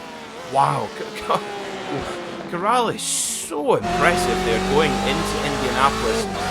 So much better on the brakes than Savretic in the BMW as we head to Arnage, and look at that, Corral really early on the throttle as well, but Savretic able to reel him in to head towards the Porsche curve. So it's just so amazing how late these cars can go on their brakes. Also the fact that they don't have ABS makes it all the more challenging to master, but both these drivers, they are riding the brakes very well. But of course, as they come towards the Porsche curves over here this segment, Savretic does go on the brakes a little earlier, because as you go into corners together, you don't want to outbrake yourself and just find yourself in the rear bumper of the car in front of you. So wise driving by both drivers to handle this. A gap between them sits at 0.5 of a second, and as usual, lap traffic in front will always kind of really price the positions of the cars of these two drivers. Certainly will, yeah. It's the traffic giveth and taketh away, as we see. I think this is Kevin Ford up ahead, is it? Yes, in the 32 Ferrari. So Justin Corral's got to try and get past them quickly while they're on the straight, and maybe actually use Kevin Ford as a little bit of a pick here. And he might well be able to do that, try to get Kevin Ford in between himself and Savretic, and has he done that, Kevin Ford moves to the side and Savretic able to hold his line. Good stuff there from Kevin Ford in the Ferrari, the number 32 machine. So kind of as you were, Corral just maybe gaining a little out of that exchange, but only marginal, and you just get the feeling that Savretic will be right back on the gearbox of that 911 RSR before too long. They've got many more traffic, much more traffic to come ahead, especially for Corral. He's done a good job managing on the lap traffic thus far. He's got more to come. So, again, you know, we've seen it go both ways. Sometimes you can play the advantage of the car in front, the leading car. Sometimes you can play to its disadvantage, you know, against when it's easy for the cars behind to pass over. So right now we're back with the race leaders of the GT3 field. This is Caleb Jean Lavender, who still sits in second, and he sits behind Cameron Martinez. So we did remember perhaps Caleb Lavender changing positions with Elvis Rankin earlier on in the race. But I think that change has kind of become set in stone as Elvis has found himself more than 2 seconds behind Lavender. Certainly has, yeah. So now up to Lavender to try to put the pressure, put Cameron Martineau in the vice, put him in a bind and put him under pressure, and he's certainly going the right way about that. It seems to me, saying it gently, that the Ferrari does have some good legs down the straight with Lavender and the Audi not quite able to break through and use that graph to jump by. But let's see if he can now. We're looking at their progressive looking front end of the Audi. Just backs out of it heading into Indianapolis. So, you know, Lavender looking pretty comfortable right there right now, but not deciding to make the move as we see change for the lead at the front in GTE. Denis Savretic has got by Justin Corral. Let's see. So there's a lot of GT3 traffic going on here. They go side by side. They're heading down towards Mulsanne Corner. Justin Corral has the inside, so Denis Savretic's going to have to be very, very brave on the brakes here. They go side by side down towards Mulsanne. And, Denis Savretic, unbelievably late on the brakes, gets it turned round, goes round the outside. What a move from the championship leader, and I don't suspect that Justin Corral will take that one lying down. Absolutely, brilliant move by Savretic to take advantage of the lap traffic. You know, it can go both ways, and this time it went in favor of Denis Savretic. But of course, it is now Justin Corral's turn to put pressure on Savretic, a position which was kind of the opposite, you know, for the rest of the race before this point. So making good use of, you know, in fact, the outside lanes of this track. Now, what's amazing about this place is that it is so wide at various sections that you use those excess tarmac whenever you need to. So this is a Porsche curves, very, very much fitting for Corral in his Porsche. He is now riding the throttle very carefully as he's making his way through the final sectors of this circuit. They come upon the Ford chicane, but of course there's no Ford GT here on the grid tonight. No, sadly not. It's a shame we don't have the twin turbocharged Ford, but I'm sure we will see some others later on in the season. But at the front, it's BMW versus Porsche, Savretic versus Corral, and a fantastic battle we're seeing. Of course, the BMW M8 had a couple of years in competition here at the Le Mans 24 Hours in the real world, but unfortunately did not clinch victory here, even after winning two of the last two Rolex 24 Hour at Daytona. Never won at Le Mans, and interestingly, the BMW, it's a twin-turbo V8 with 560 horsepower, so it has a lot more power, or is allowed a lot more power than its competitors, but I think, and it's actually lighter, believe it or not, than the Porsche and the Ferrari, but it's more just the aerodynamic drag of this big, massive monster that really kind of evens all of that out. But although BMW never won with this car, they have won Le Mans outright once back in 1999 with the beautiful open-top BMW V12 LSR, which was designed and run by the Williams Formula One team. And those were the days of the open-top prototype cars. You know, they're probably very scary to them. This is David Payton, who's going to go for a move ahead of Jeff Jacobs, and this is for 9th penalty position. car It's a good move for the 111. position. Very simple, Incident very clean cut. responsibility, drive-through penalty, car 111. And he's made the move work. And we've got a bit of a message from the race marshal. A penalty has been dealt out to car number 111. That's Daniel Ariel Munoz, who's one of the front runners. He's sitting in 4th place right now in GT3, and well, that's going to put him quite far back down the order. Of course, the pit lane here at Le Mans incredibly long, is a difficult entry, so let's have a look to see what that's about. So Munoz is in the Ferrari, the 111 Ferrari there, battling with one of the Audis, the 86 car of Nathan Manning, and oh dear me, that's that won't have gone down very well. But here in the Ricmotech series, not only in the GT Challenge series here, but in our classic sprint series and sports car series, bad driving standards are not tolerated whatsoever, and any driver deemed to have caused an incident will be punished. And that means that, well, as you'll have noticed, that's the first collision we've seen so far. And this is a clean move by Duino for what is 16th position. He's made a move up from wholesale layoff, and great to see another clean move taking place. Of course, with a series with live stewards, it's always a tough job for those people who have to manage, because you're always kind of thinking on the go how to deal out the penalties, and it's always a difficult job to do, but necessary nonetheless. And top job to the stewards to kind of manage live stewarding to make a better racing experience for everyone. And this is Kevin Hawkinson.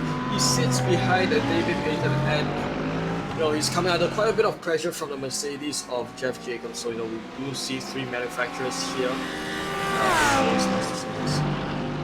Absolutely, yeah. Mercedes, Audi, Ferrari battling with one another on screen. Fantastic stuff indeed. Back in the GTE class, we see Nanja Kwanja in the number 34 machine, holding off Mike Dam. Now remember, Janja, he had a drive-through penalty for jump start earlier on in the race, so he's battling his way back up the field. He's really got a lot of pace at the wheel of that number 34 Aquila Porsche. As we see Munoz coming on the radio there, we can't quite tell what it is that he's saying, but I can have a guess that he's saying, "You're kidding! How's that my fault? No, I'm not taking a penalty."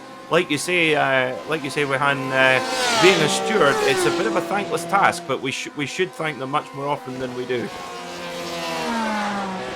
Yeah, very much the unsung heroes of every successful racing event, every good racing event. There are always so many factors, so many people behind such successful events. And this is Jan Joy. We will see him as he would perhaps make his way into the pits. Oh no, he doesn't. So back at the front then, it's Denis Savretic in the number 79 BMW M8 twin turbo machine, with the 115 of Justin Corral right behind. So they've dispatched the traffic for now, and looking at our SDK track map on the right hand side of your screen, they've now got pretty much a clean way. They've got one GT3 car to worry about, and they've got about half a lap of clear track in front of them. So now it'll be a straight battle to the finish between Savretic and Corral. Battle to the finish indeed. So this is a gap that Savretic has pulled ahead of Justin Corral, 1 second flat. So you can see how the tables have turned. But of course, the fuel limit is still a very much a big factor in how this race would unfold for each driver. So as much as you push the car, you also have to have moments where you kind of go a little easy on the car to kind of conserve a little bit of fuel. That kind of shaped the pit strategy that happened moments ago, and it could also well shape the strategy as the drivers take the second half of this race. Certainly will, but looking like Denis Savretic, well, he's able to just pull away at the front, holding about a half a second gap from Corral, as we see D'Olio and Duino having a brilliant battle here, heading down into Mulsanne, but it's the Audi of Duino holding strong, but D'Olio in the Ferrari very, very close indeed.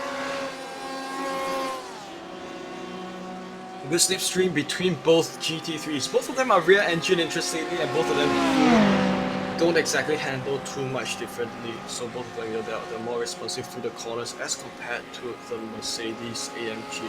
So are we going to see a move by the Ferrari to kind of go alongside the Audi? As they come upon Indianapolis corner, this is where the cars kind of break their speed after coming top speed from the earlier segments, and they come upon Arnage. So it is Duino still leading D'Oleo And we're now upon another of the long slipstream sections as they take this. Heading up towards the Porsche curves then, this is where it's interesting to see, of course, our drivers can set up their car exactly how they would like, and they can decide their downforce levels and spring rates and all kinds of things, but the big thing is the amount of downforce that the drivers have, and they can set that to their preference. Now, of course, a car with low downforce will have less drag and therefore will be faster on the straight. However, a car with higher downforce will be better around these fast curves here. So here at Le Mans, really you do need to run a pretty low downforce setup because there's so many long straights, but when it does get to that point in the Porsche curves, it can really get quite loose and quite scary. Now also consider this as well, is that by the time we get to the end of this race, 90 minutes, the tyres on these cars will be absolutely shot. There'll be nothing left of these tyres by that point, and that's when we're going to see this. We could really see the order changing quite a lot in the final 10 minutes of the race. So you've got a car that's got on quite low downforce with tyres that are really past their best. That Porsche curve section becomes really, really tricky indeed. Well, it is also worth noting that these tires, Michelin tires that perhaps the cars run, they are quite hardy, and they do still hold up well despite of course still wearing out after the 90-minute mark. So we should, we would see drivers go a little slow, but we should not see too drastic of a change. But this is a Duino who, he's not done with putting pressure on Duino, and we'll see him perhaps pull a move from his sleeves as they take this Mulsanne straight. So will Leo think of perhaps going for a move along the outside or inside? We ride on board as we just see how defensive Duino drives. So taking the middle of the Mulsanne straight, but will Leo kind of think of a move along the outside? He goes on the outside, and this is going to be a braking move into the first of the Mulsanne chicanes, but of course Duino does outbrake Leo. It's going to be a switchback as it comes to the exit of the first chicane, and this is going to be a side-by-side track that is run down the stretch. Still defensive goes to, he is squeezing the Leo to the outside of this straight, and this is going to be very tight, neck and neck, but Oleo does, both cars are kind of having the edge. It is neck and neck, both cars are fast enough. And it is this is such tight battle going on here as we have a look at how this will emerge. Duino still in 5th place. Yeah, fantastic stuff. Duino in the Audi, D'Olio in the Ferrari, and absolutely inseparable on in straight line speed. We saw them there going side by side, just no difference at all. Great job from our race organisers with the balance of performance. Both these cars absolutely inseparable. Like you said, Weihan, they handle quite similarly, being mid-engined machines, but their power units are very different. 5.2 litre V10 normally aspirated for the Audi, a little bit more old-fashioned you could say, and the Ferrari a 3.9 litre twin-turbo V8. So really interesting, the contrast between these two vehicles. But this is a cracking battle between D'Olio and Duino, but not too far behind. You also have Manning in the other Audi there as well, and the more that these guys kind of basically take chunks out of each other, the more that's going to allow Manning to be able to catch up. So we need to see how that gap progresses over the next few laps. But well, for Duino, David Duino, remember, he's currently third in the championship, doing a great job, currently sitting in fourth. Of course, these GT3 cars have the wonderful LED lights on. You'll see them there on the top left hand screen of the windshield. As we look at it there, you'll see the number. That is the position that they are in class. So Duino 4th in class, D'Olio 5th in class. So very helpful indeed, particularly at night. The D'Olio going to shake things up a little more as they come upon the Porsche section. This is where you're kind of pushing your cars to the limit. With less downforce on this track, or rather with the car set up for less downforce, these cars have to take it a little slower through the Porsche curves. Of course, if you do take this endurance race, or if you race for this much longer, you will see some drivers kind of holding back even as they take that section. But who's this? It does look like Nathan Manning. What is this? Oh, it is a GTE car who is coming around to make a lapping maneuver. This is Well, this is just going to shake things up. This is really confusing because not only is it a very similar looking car, it's painted in virtually the same way. But remember, the green mirrors and green windshield is the GT3 class, and the red windshield and red mirrors is the GTE. But those cars, I mean, you've got to be a real anorak to tell the difference between the GTE version and the GT3 version of the Ferrari 488. And for Duino, that's really quite confusing because, well, the car will have looked exactly the same in his rear view mirror, and you know, it would be quite easy to get a bit disconcerted. And of course, don't forget that those drivers, they're both running for the same team, so you know, you're always going to be a little bit, you're going to show a little bit less manners to your teammates' rival, of course. Exactly right.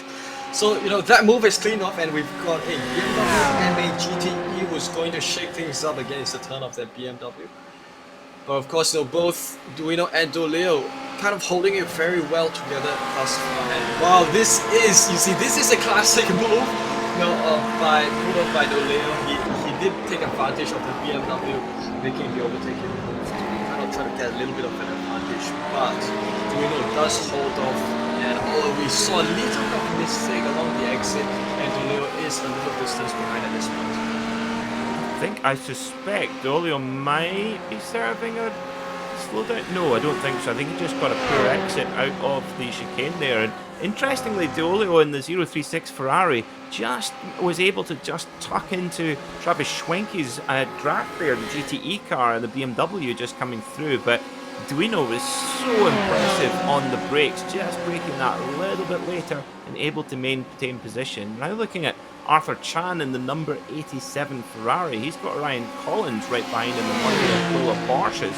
They're coming down into the second Mulsanne chicane, but Chan able to defend in his Ferrari. Thank you, Raymond. Steer on the exit there.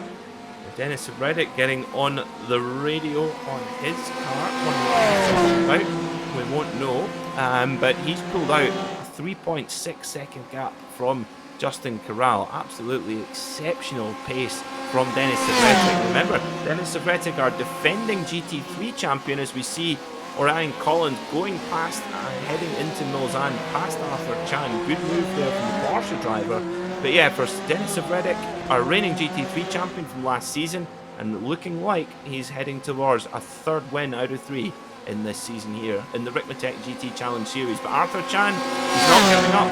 He's going side by side they're heading down towards Indianapolis now. Who is going to be later on the brakes? We've seen the Porsche be very strong into here, but it's impossible to call here who is going to be later. Last of the late breakers, it's Chan who just, you see the Ferrari wiggle there heading into Indianapolis, but he gets the move done, and Collins has to drop behind.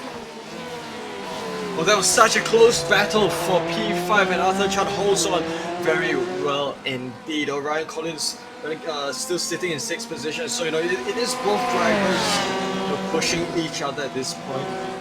So of course, you know, both of them are equally fast. Both of them are taking advantage of each other's pace. Of course, behind Orion Collins would be Jonathan Corral, who is quite a distance behind. So you know, the pressure for these two drivers is kind of they are able to focus on taking on the battle with each other rather than having to focus on No. might be overtaking them.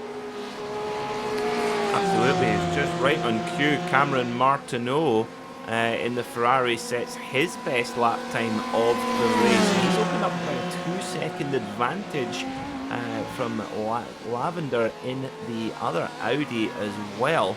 So it's all really shaking out here as we see Arthur Chan going into pit lane. Now, is he serving a penalty, the number 87 car?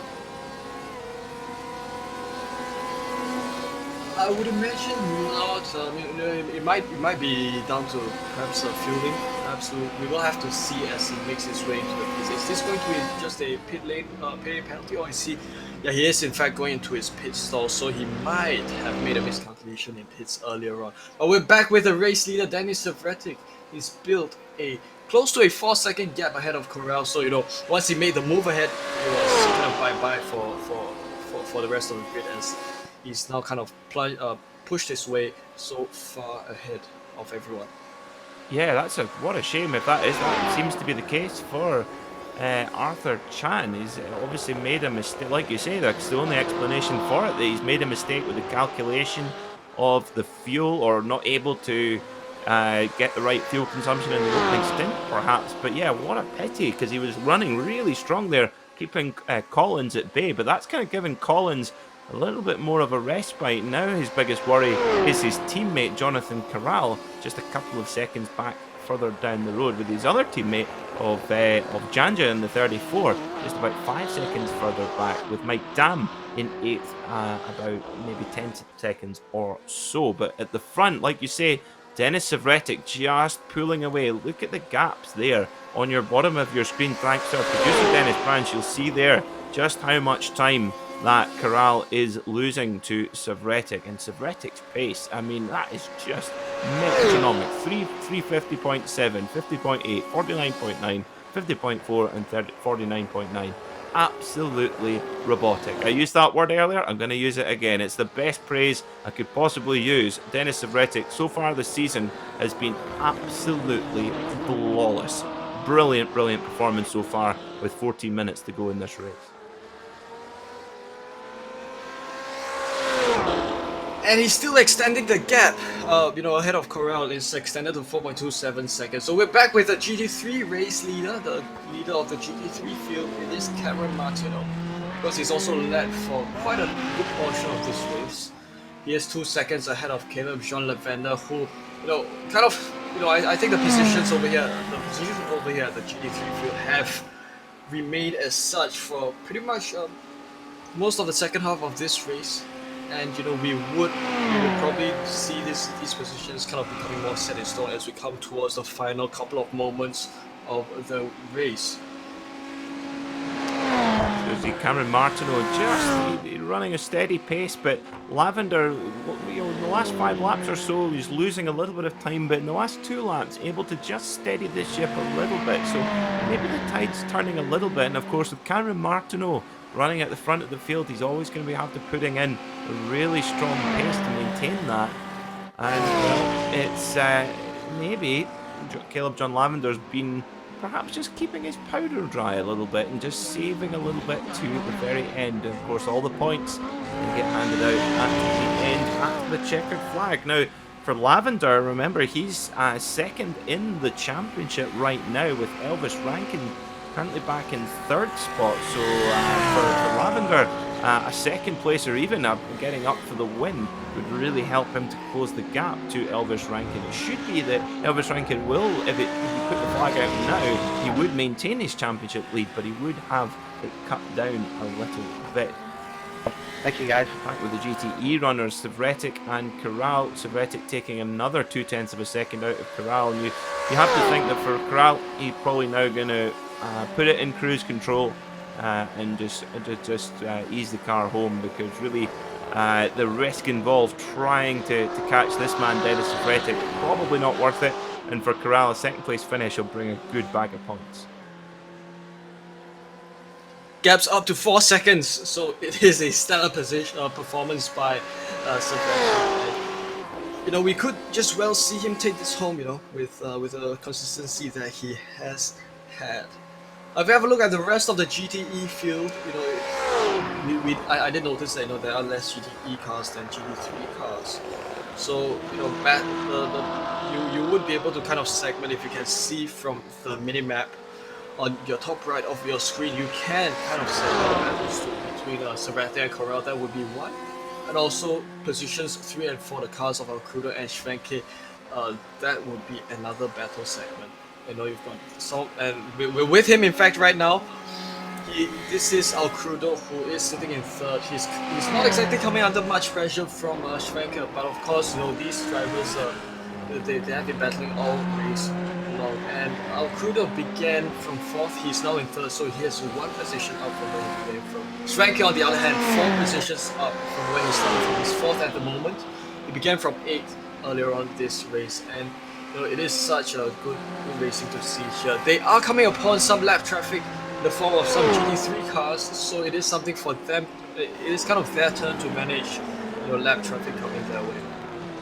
Absolutely, yeah, Travis Schwenke. He's certainly a racer. He's not qualifying, not really his strong suit, but we always see him work forward in the races. Of course, Schwenke races classic VW, so does a bit of racing in the real world. The experience certainly shows here from the Ricmotech series, one of our regular front runners. And this battle between Dolio and Duino is still going on between the Audi and the Ferrari. Nothing to separate them at all as we head into the final stages, the final 10 minutes of this race in the Ricmotech GT Challenge Series. Now, if you're a sim racer and you're watching the broadcast, first of all, good to have your company. Hope you're enjoying the racing. If you want to get involved with us here in the Ricmotech paddock, please do get in touch with us. All the details are in the video description. The guys at Extreme Motorsports run Fantastic League, which we broadcast here every Monday night on Apex Racing TV. If you're not a sim racer and you're watching this and thinking this looks like a lot of fun, well, Ricmotech, they produce fantastic equipment, high performance sim racing equipment, and you wouldn't believe how realistic a setup you can get in your very own home. We're very lucky in motor racing that we can have such a close simulation of the sport. You know, you can't throw a touchdown pass on the PlayStation, you can't kick a football, but in sim racing you can have incredibly realistic pedals, hydraulic pedals, direct drive, steering wheels, virtual reality headsets, you name it, and Ricmotech make the very best equipment. So give them a shout, ask them what you need, and they will set you up with a rig to get going in sim racing. And you can, before you know it, you'll be driving your very own Ferrari around Le Mans. What a thing to do. So this battle between Duino and Dolio, absolutely nothing to separate them. And I tell you what, Wehan, I cannot make a prediction of who's going to win between these two. Likewise, but of course, you know, you've got that Porsche GT car that's coming to shake things up for them once more. You know, I think something that GT3, the GT3 guys have faced already is that, you know, they've always got lapping traffic. Now change things up, shape the battle dynamics a little differently. So, you know, in that aspect, you know, that kind of differentiates racing in GT and GT3. So we've, you know, this could very well be, you know, in situations like these, you know, if this overtaking move took place along the Mulsanne Straight, Dolio could take advantage of that and kind of sit behind the slipstream of the GTE car, kind of try to get a bit of an advantage as he makes his way through. But of course, that happened throughout the corner, so that wasn't exactly easy. So we're now with three identical Porsches, three teammates, and this is the battle for what would be position 5. It is currently held by Zhanzhua. He leads Orion Collins and Jonathan Corral. Well, this is time for a perfect, one of my absolute lifetime heroes, Murray Walker, the greatest commentator of all time in motor racing. He was known for his Murrayisms, where he would, in his excitement, would come out with some slightly strange sounding statement. So this would be a good time to say the car at the front of the shot here is unique, except for the ones behind, which are identical. Oh, very much so. And and this is Zhanzhua, he's in fact pulled up a gap. He's pulled a gap of 1.3 seconds. That's quite surprising. It just happened in one Mulsanne stretch like that. We're now coming upon a couple more stretches as they make their way towards the right-hander. So this is Orion Collins who leads Jonathan Corral, and I think the pack is kind of rebunching up once again. So you can see, you know, the effects of slipstreaming. It does have a huge effect on where your car is, especially on a place like this. So this is interesting. We're approaching the end of this 90-minute race, but of course here at Le Mans the lap is so long, of course, just under 4 minutes for these drivers.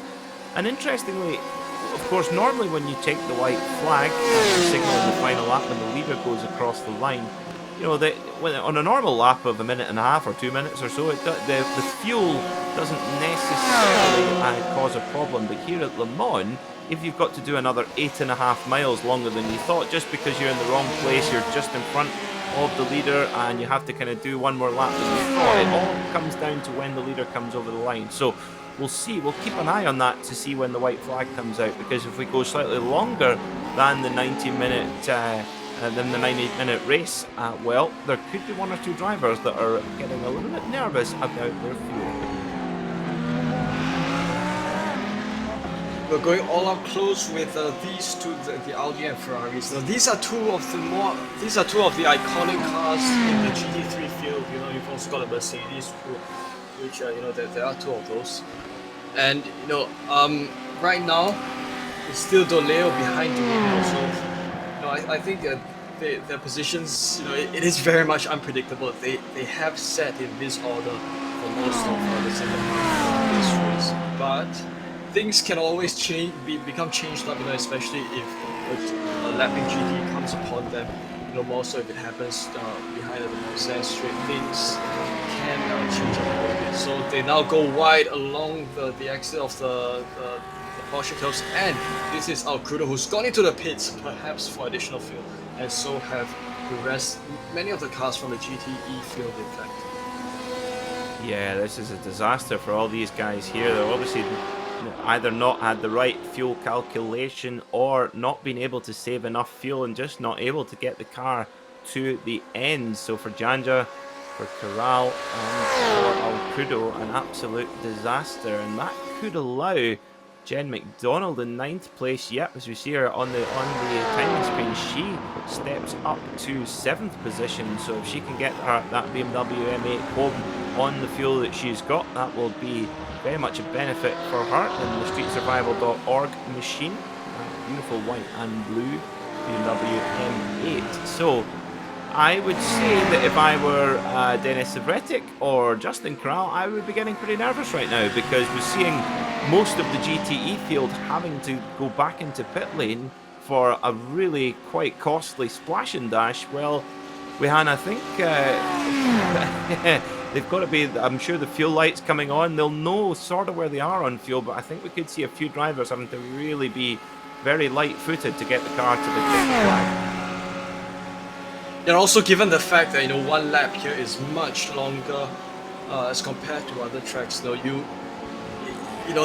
difference is so huge. So you won't exactly have things like one lap margin or margin of a few meters. One lap here, especially with the high fuel burn, makes a lot of difference. So usually drivers will have to make that pit move if suddenly they find that they don't have sufficient fuel to last the rest of this race. So this is Jose Doleo. Finally, he is probably thinking of making an overtaking move. This is a drag race down the stretch. We'll see if he's able to edge out. Unfortunately, he does kind of fall a little bit back behind as he goes braking for the Mulsanne chicane. And we will have a look to see if Duino is still able to kind of hold Doleo off as we come towards the final stretch of the Mulsanne straight. Yep, coming down towards Mulsanne corner, and David Duino just seems to be that little bit better on the brakes coming into the chicanes, but Doleo is putting him really under pressure, and I just get the feeling like it's this battle is kind of like a champagne bottle being shook vigorously, and the cork any minute now is about to blast out and splash everywhere, because I just get the feeling that these two drivers have been squaring up to one another. They've been sizing one another up, but I just feel that one of them's about to land a big punch, and I suspect we could see some contact here as they heading down towards the Indianapolis corner. Oh, Doleo goes to the outside, but that will give the inside coming into Indianapolis is. Oh, there you go. There it is. Just a little bit of contact there. Oh, that was close between Savretic and Olio, but I tell you what, I'm sure there was contact there. And sorry, not Savretic, my apologies. Duino and Olio. Well, Duino defending very, very firmly, and maybe a little over the line there, but it'll be interesting to get a replay of that actually as they headed into Indianapolis to see just what happened. But getting pretty fierce at the front of the field here. So let's get a look then at this. So this is us coming out of Porsche. There we go. Yes, so the Olio, he's on the outside, which then gives him the inside into Indianapolis. Duino sees that and just cuts his nose off on the braking zone. A little bit cheeky. That's right on the raw edge of what is allowable. It'll be interesting to see if the stewards have anything to say about that, as Cameron Martineau sets the fastest lap of the class in his race, and also Denis Savretic setting the very best lap of the race in the GTE class at the same time. So clearly the cars on low fuel looking very strong indeed. Now, interesting to know, have we had the white flag? I think we will have, as Denis Savretic's now well down the Mulsanne straight. So this, I presume, will be the last lap. Is that correct? There is a chance this could be the case because we have passed the 90-minute mark of this race. So it could be white flag at this time. It could also be checkered flag as the driver, as Savretic, because he leads the field, so it will be dependent on where he is. Yeah, I would suspect so. Of course, it's knowing that Denis Savretic would be coming over the line, so it'll be interesting to see if we get the checkered flag for Denis Savretic right now. I would presume that we have taken the white flag and this is the last lap, but we will keep you up to date, viewers. As Denis Savretic, well, white flag or not, he's been absolutely flawless in this race. Now 4.5 seconds from the mightily impressive Justin Kerr in his Porsche. Now, for these guys, you've got to think that, well, with Savretic's pace, it's incredible. He's obviously not going to worry on fuel, but, well, quite extraordinary from the BMW driver. See, most of the other guys more than a minute back after this 90-minute race.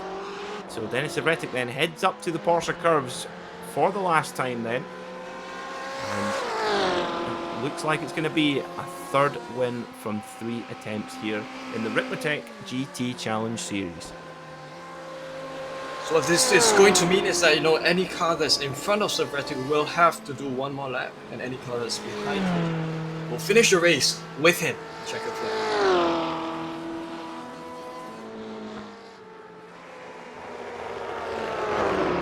Denis Savretic in the BMW comes round the Porsche curves, round Corvette for the final time then, heading down towards the Ford chicane. And it will be a hat-trick of victories in the Ricmotech GT Challenge Series presented by Proforma Elite Texas Graphics for the number 79.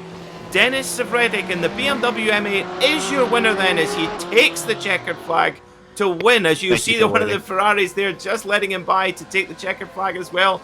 Justin Corral comes in second place with his best lap of the race on the very final lap. Great performance from Corral. In GT3, here's your leader, Cameron Martineau. Well, I tell you what, with not a mark on that 112 Ferrari. And Lavender, well, he's holding second place with Elvis Rankin currently in third. And for David Duino, well, the Olio in the Ferrari has dropped back, so something's happened to him. But back in front, it's going to be Cameron Martineau for Aquila Racing. A good day for Aquila Racing, certainly plenty of cars in the race. Ferrari in GT3 and Porsche 911 RSR in GTE. Coming around Corvette for the final time, down towards the Ford chicane. Of course, Ford versus Ferrari, very much a famous rivalry here at Le Mans. But Martineau negotiates the final chicane and takes the checkered flag to win the GT3 class here in the Ricmotech GT Challenge Series. Brilliant drive from the Ferrari driver and catapults himself up the championship order. Second place goes to Lavender. That'll be good for his championship hopes as well, with Elvis Rankin coming in on the podium in third place. Now, we're just going to take a very brief break from a little message from our sponsors, Ricmotech. Do not go anywhere. We'll be right back with race results and driver interviews. Do not go anywhere.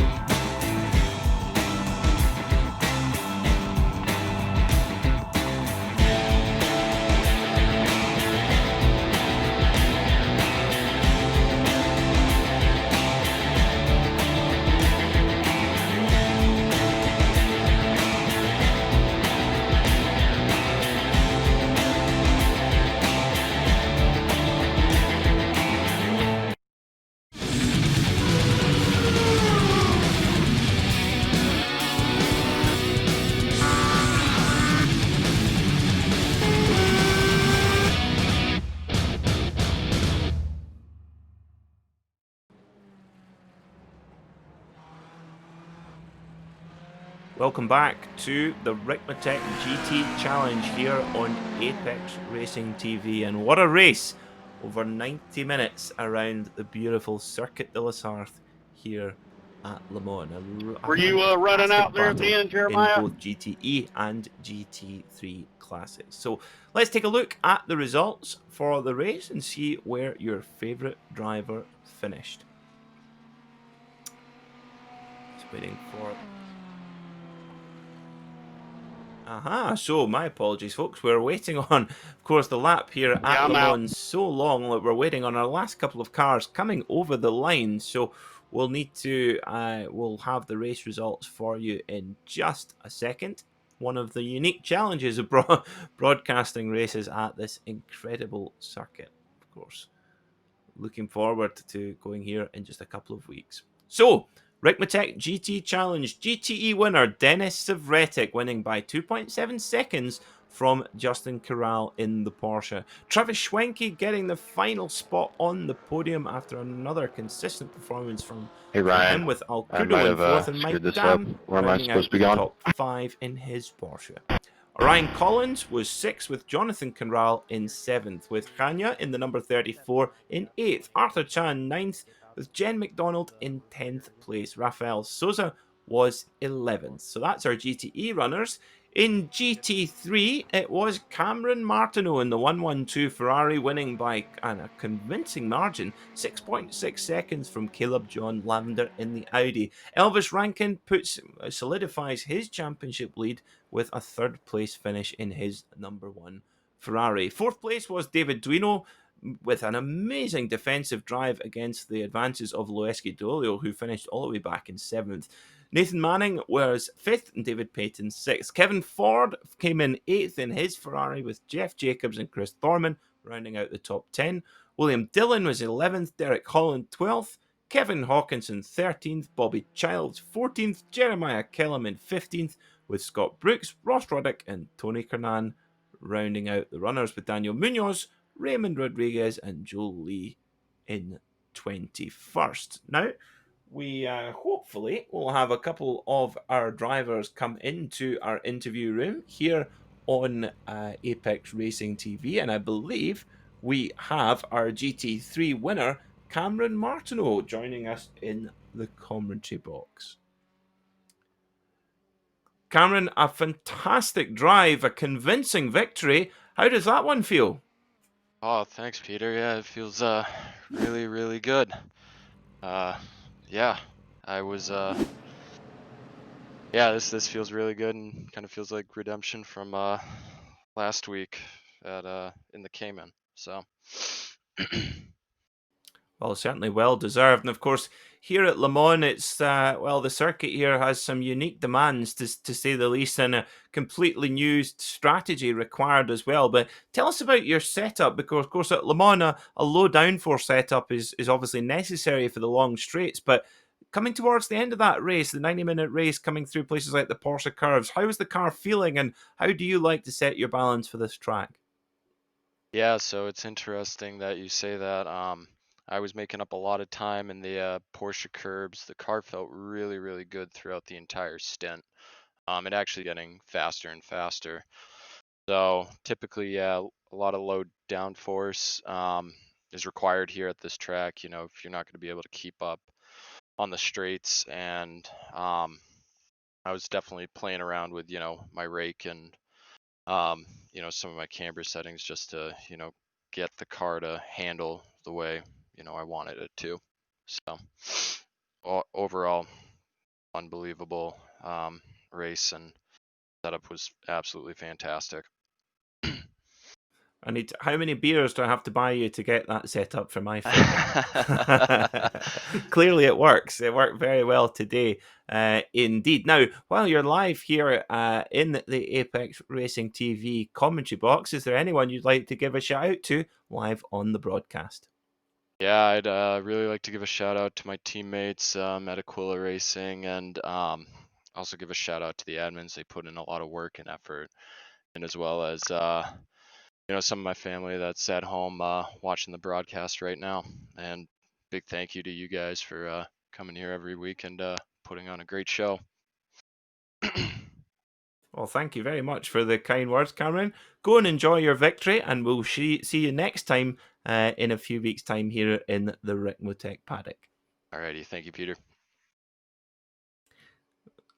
So that was your GT3 winner, Cameron Martineau, and our GTE runner-up, Justin Corral, is with my colleague, Wei Han.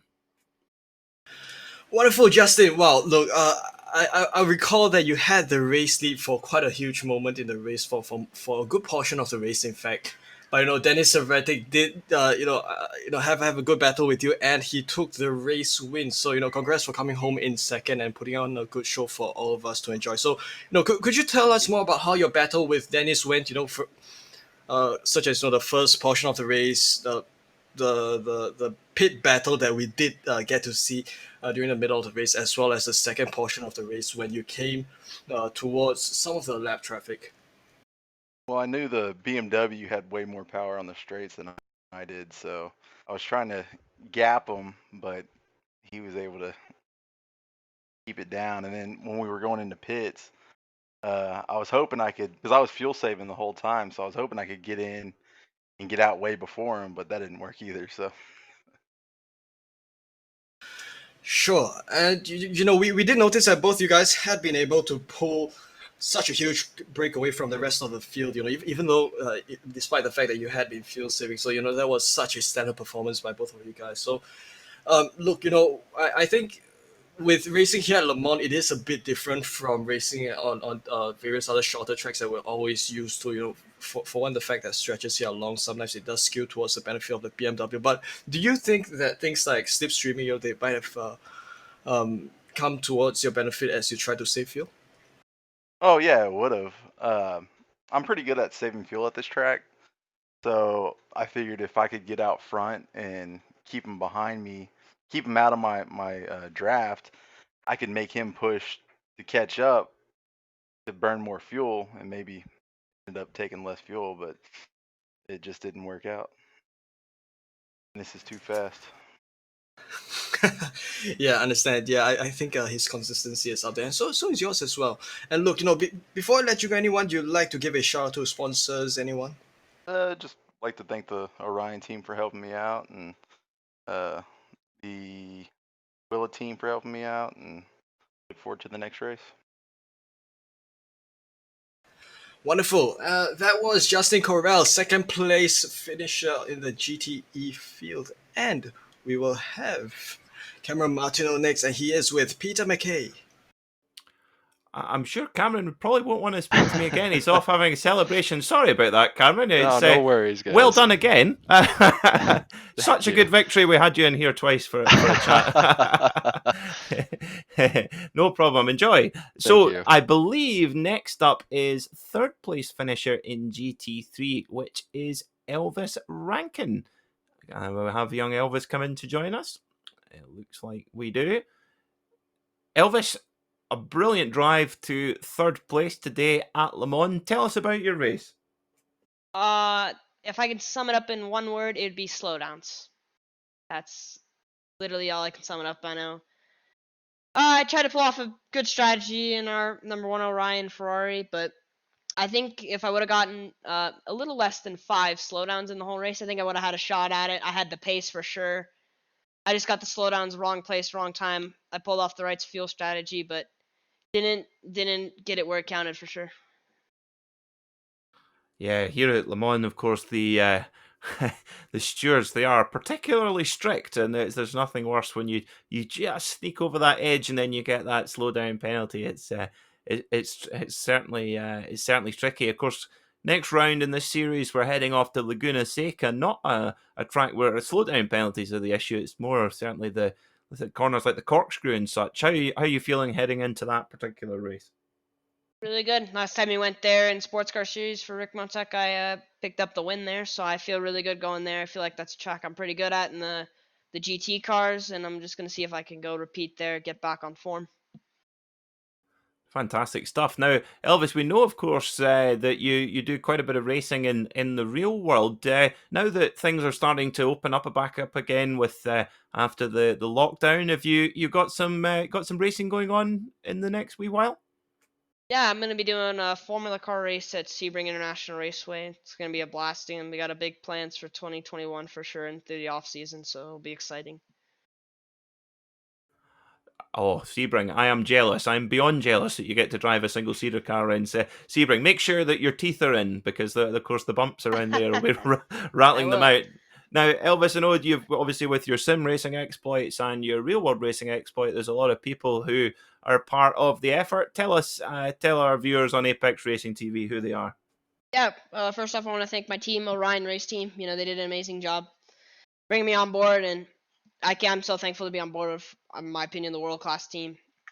My manager, Frosty St. Clair, we couldn't do what we do in Orion without him, so I want to thank him a ton. My mom, my dad, my grandma, my grandpa supporting me in the real world and in sim, whatever I need, being there for me. I'm gonna say thanks to Ricmotech this week. I've been meaning to shout him out. He's in Frank from Ricmotech puts on this series for us as the main sponsor. We couldn't do what we do without Frank. I run one of his chassis. Thank you so much to Frank. Yeah, all the sponsors that keep us on track in real world, we couldn't do without them. And then you guys at Apex for broadcasting the race. That's very kind. Thank you, Elvis, and wish you all the best with the race at Sebring. If we don't speak before then, good luck and go hard. Well done. So that was Elvis Ryan, and that's about all that we will have time for here on Apex Racing TV. But let's have a very quick look at upcoming events here in the Ricmotech paddock. Of course, we have our sports car series, we have our classic sprint series, but the next round for the GT Challenge is at Laguna Seca in 2 weeks' time, August 31st.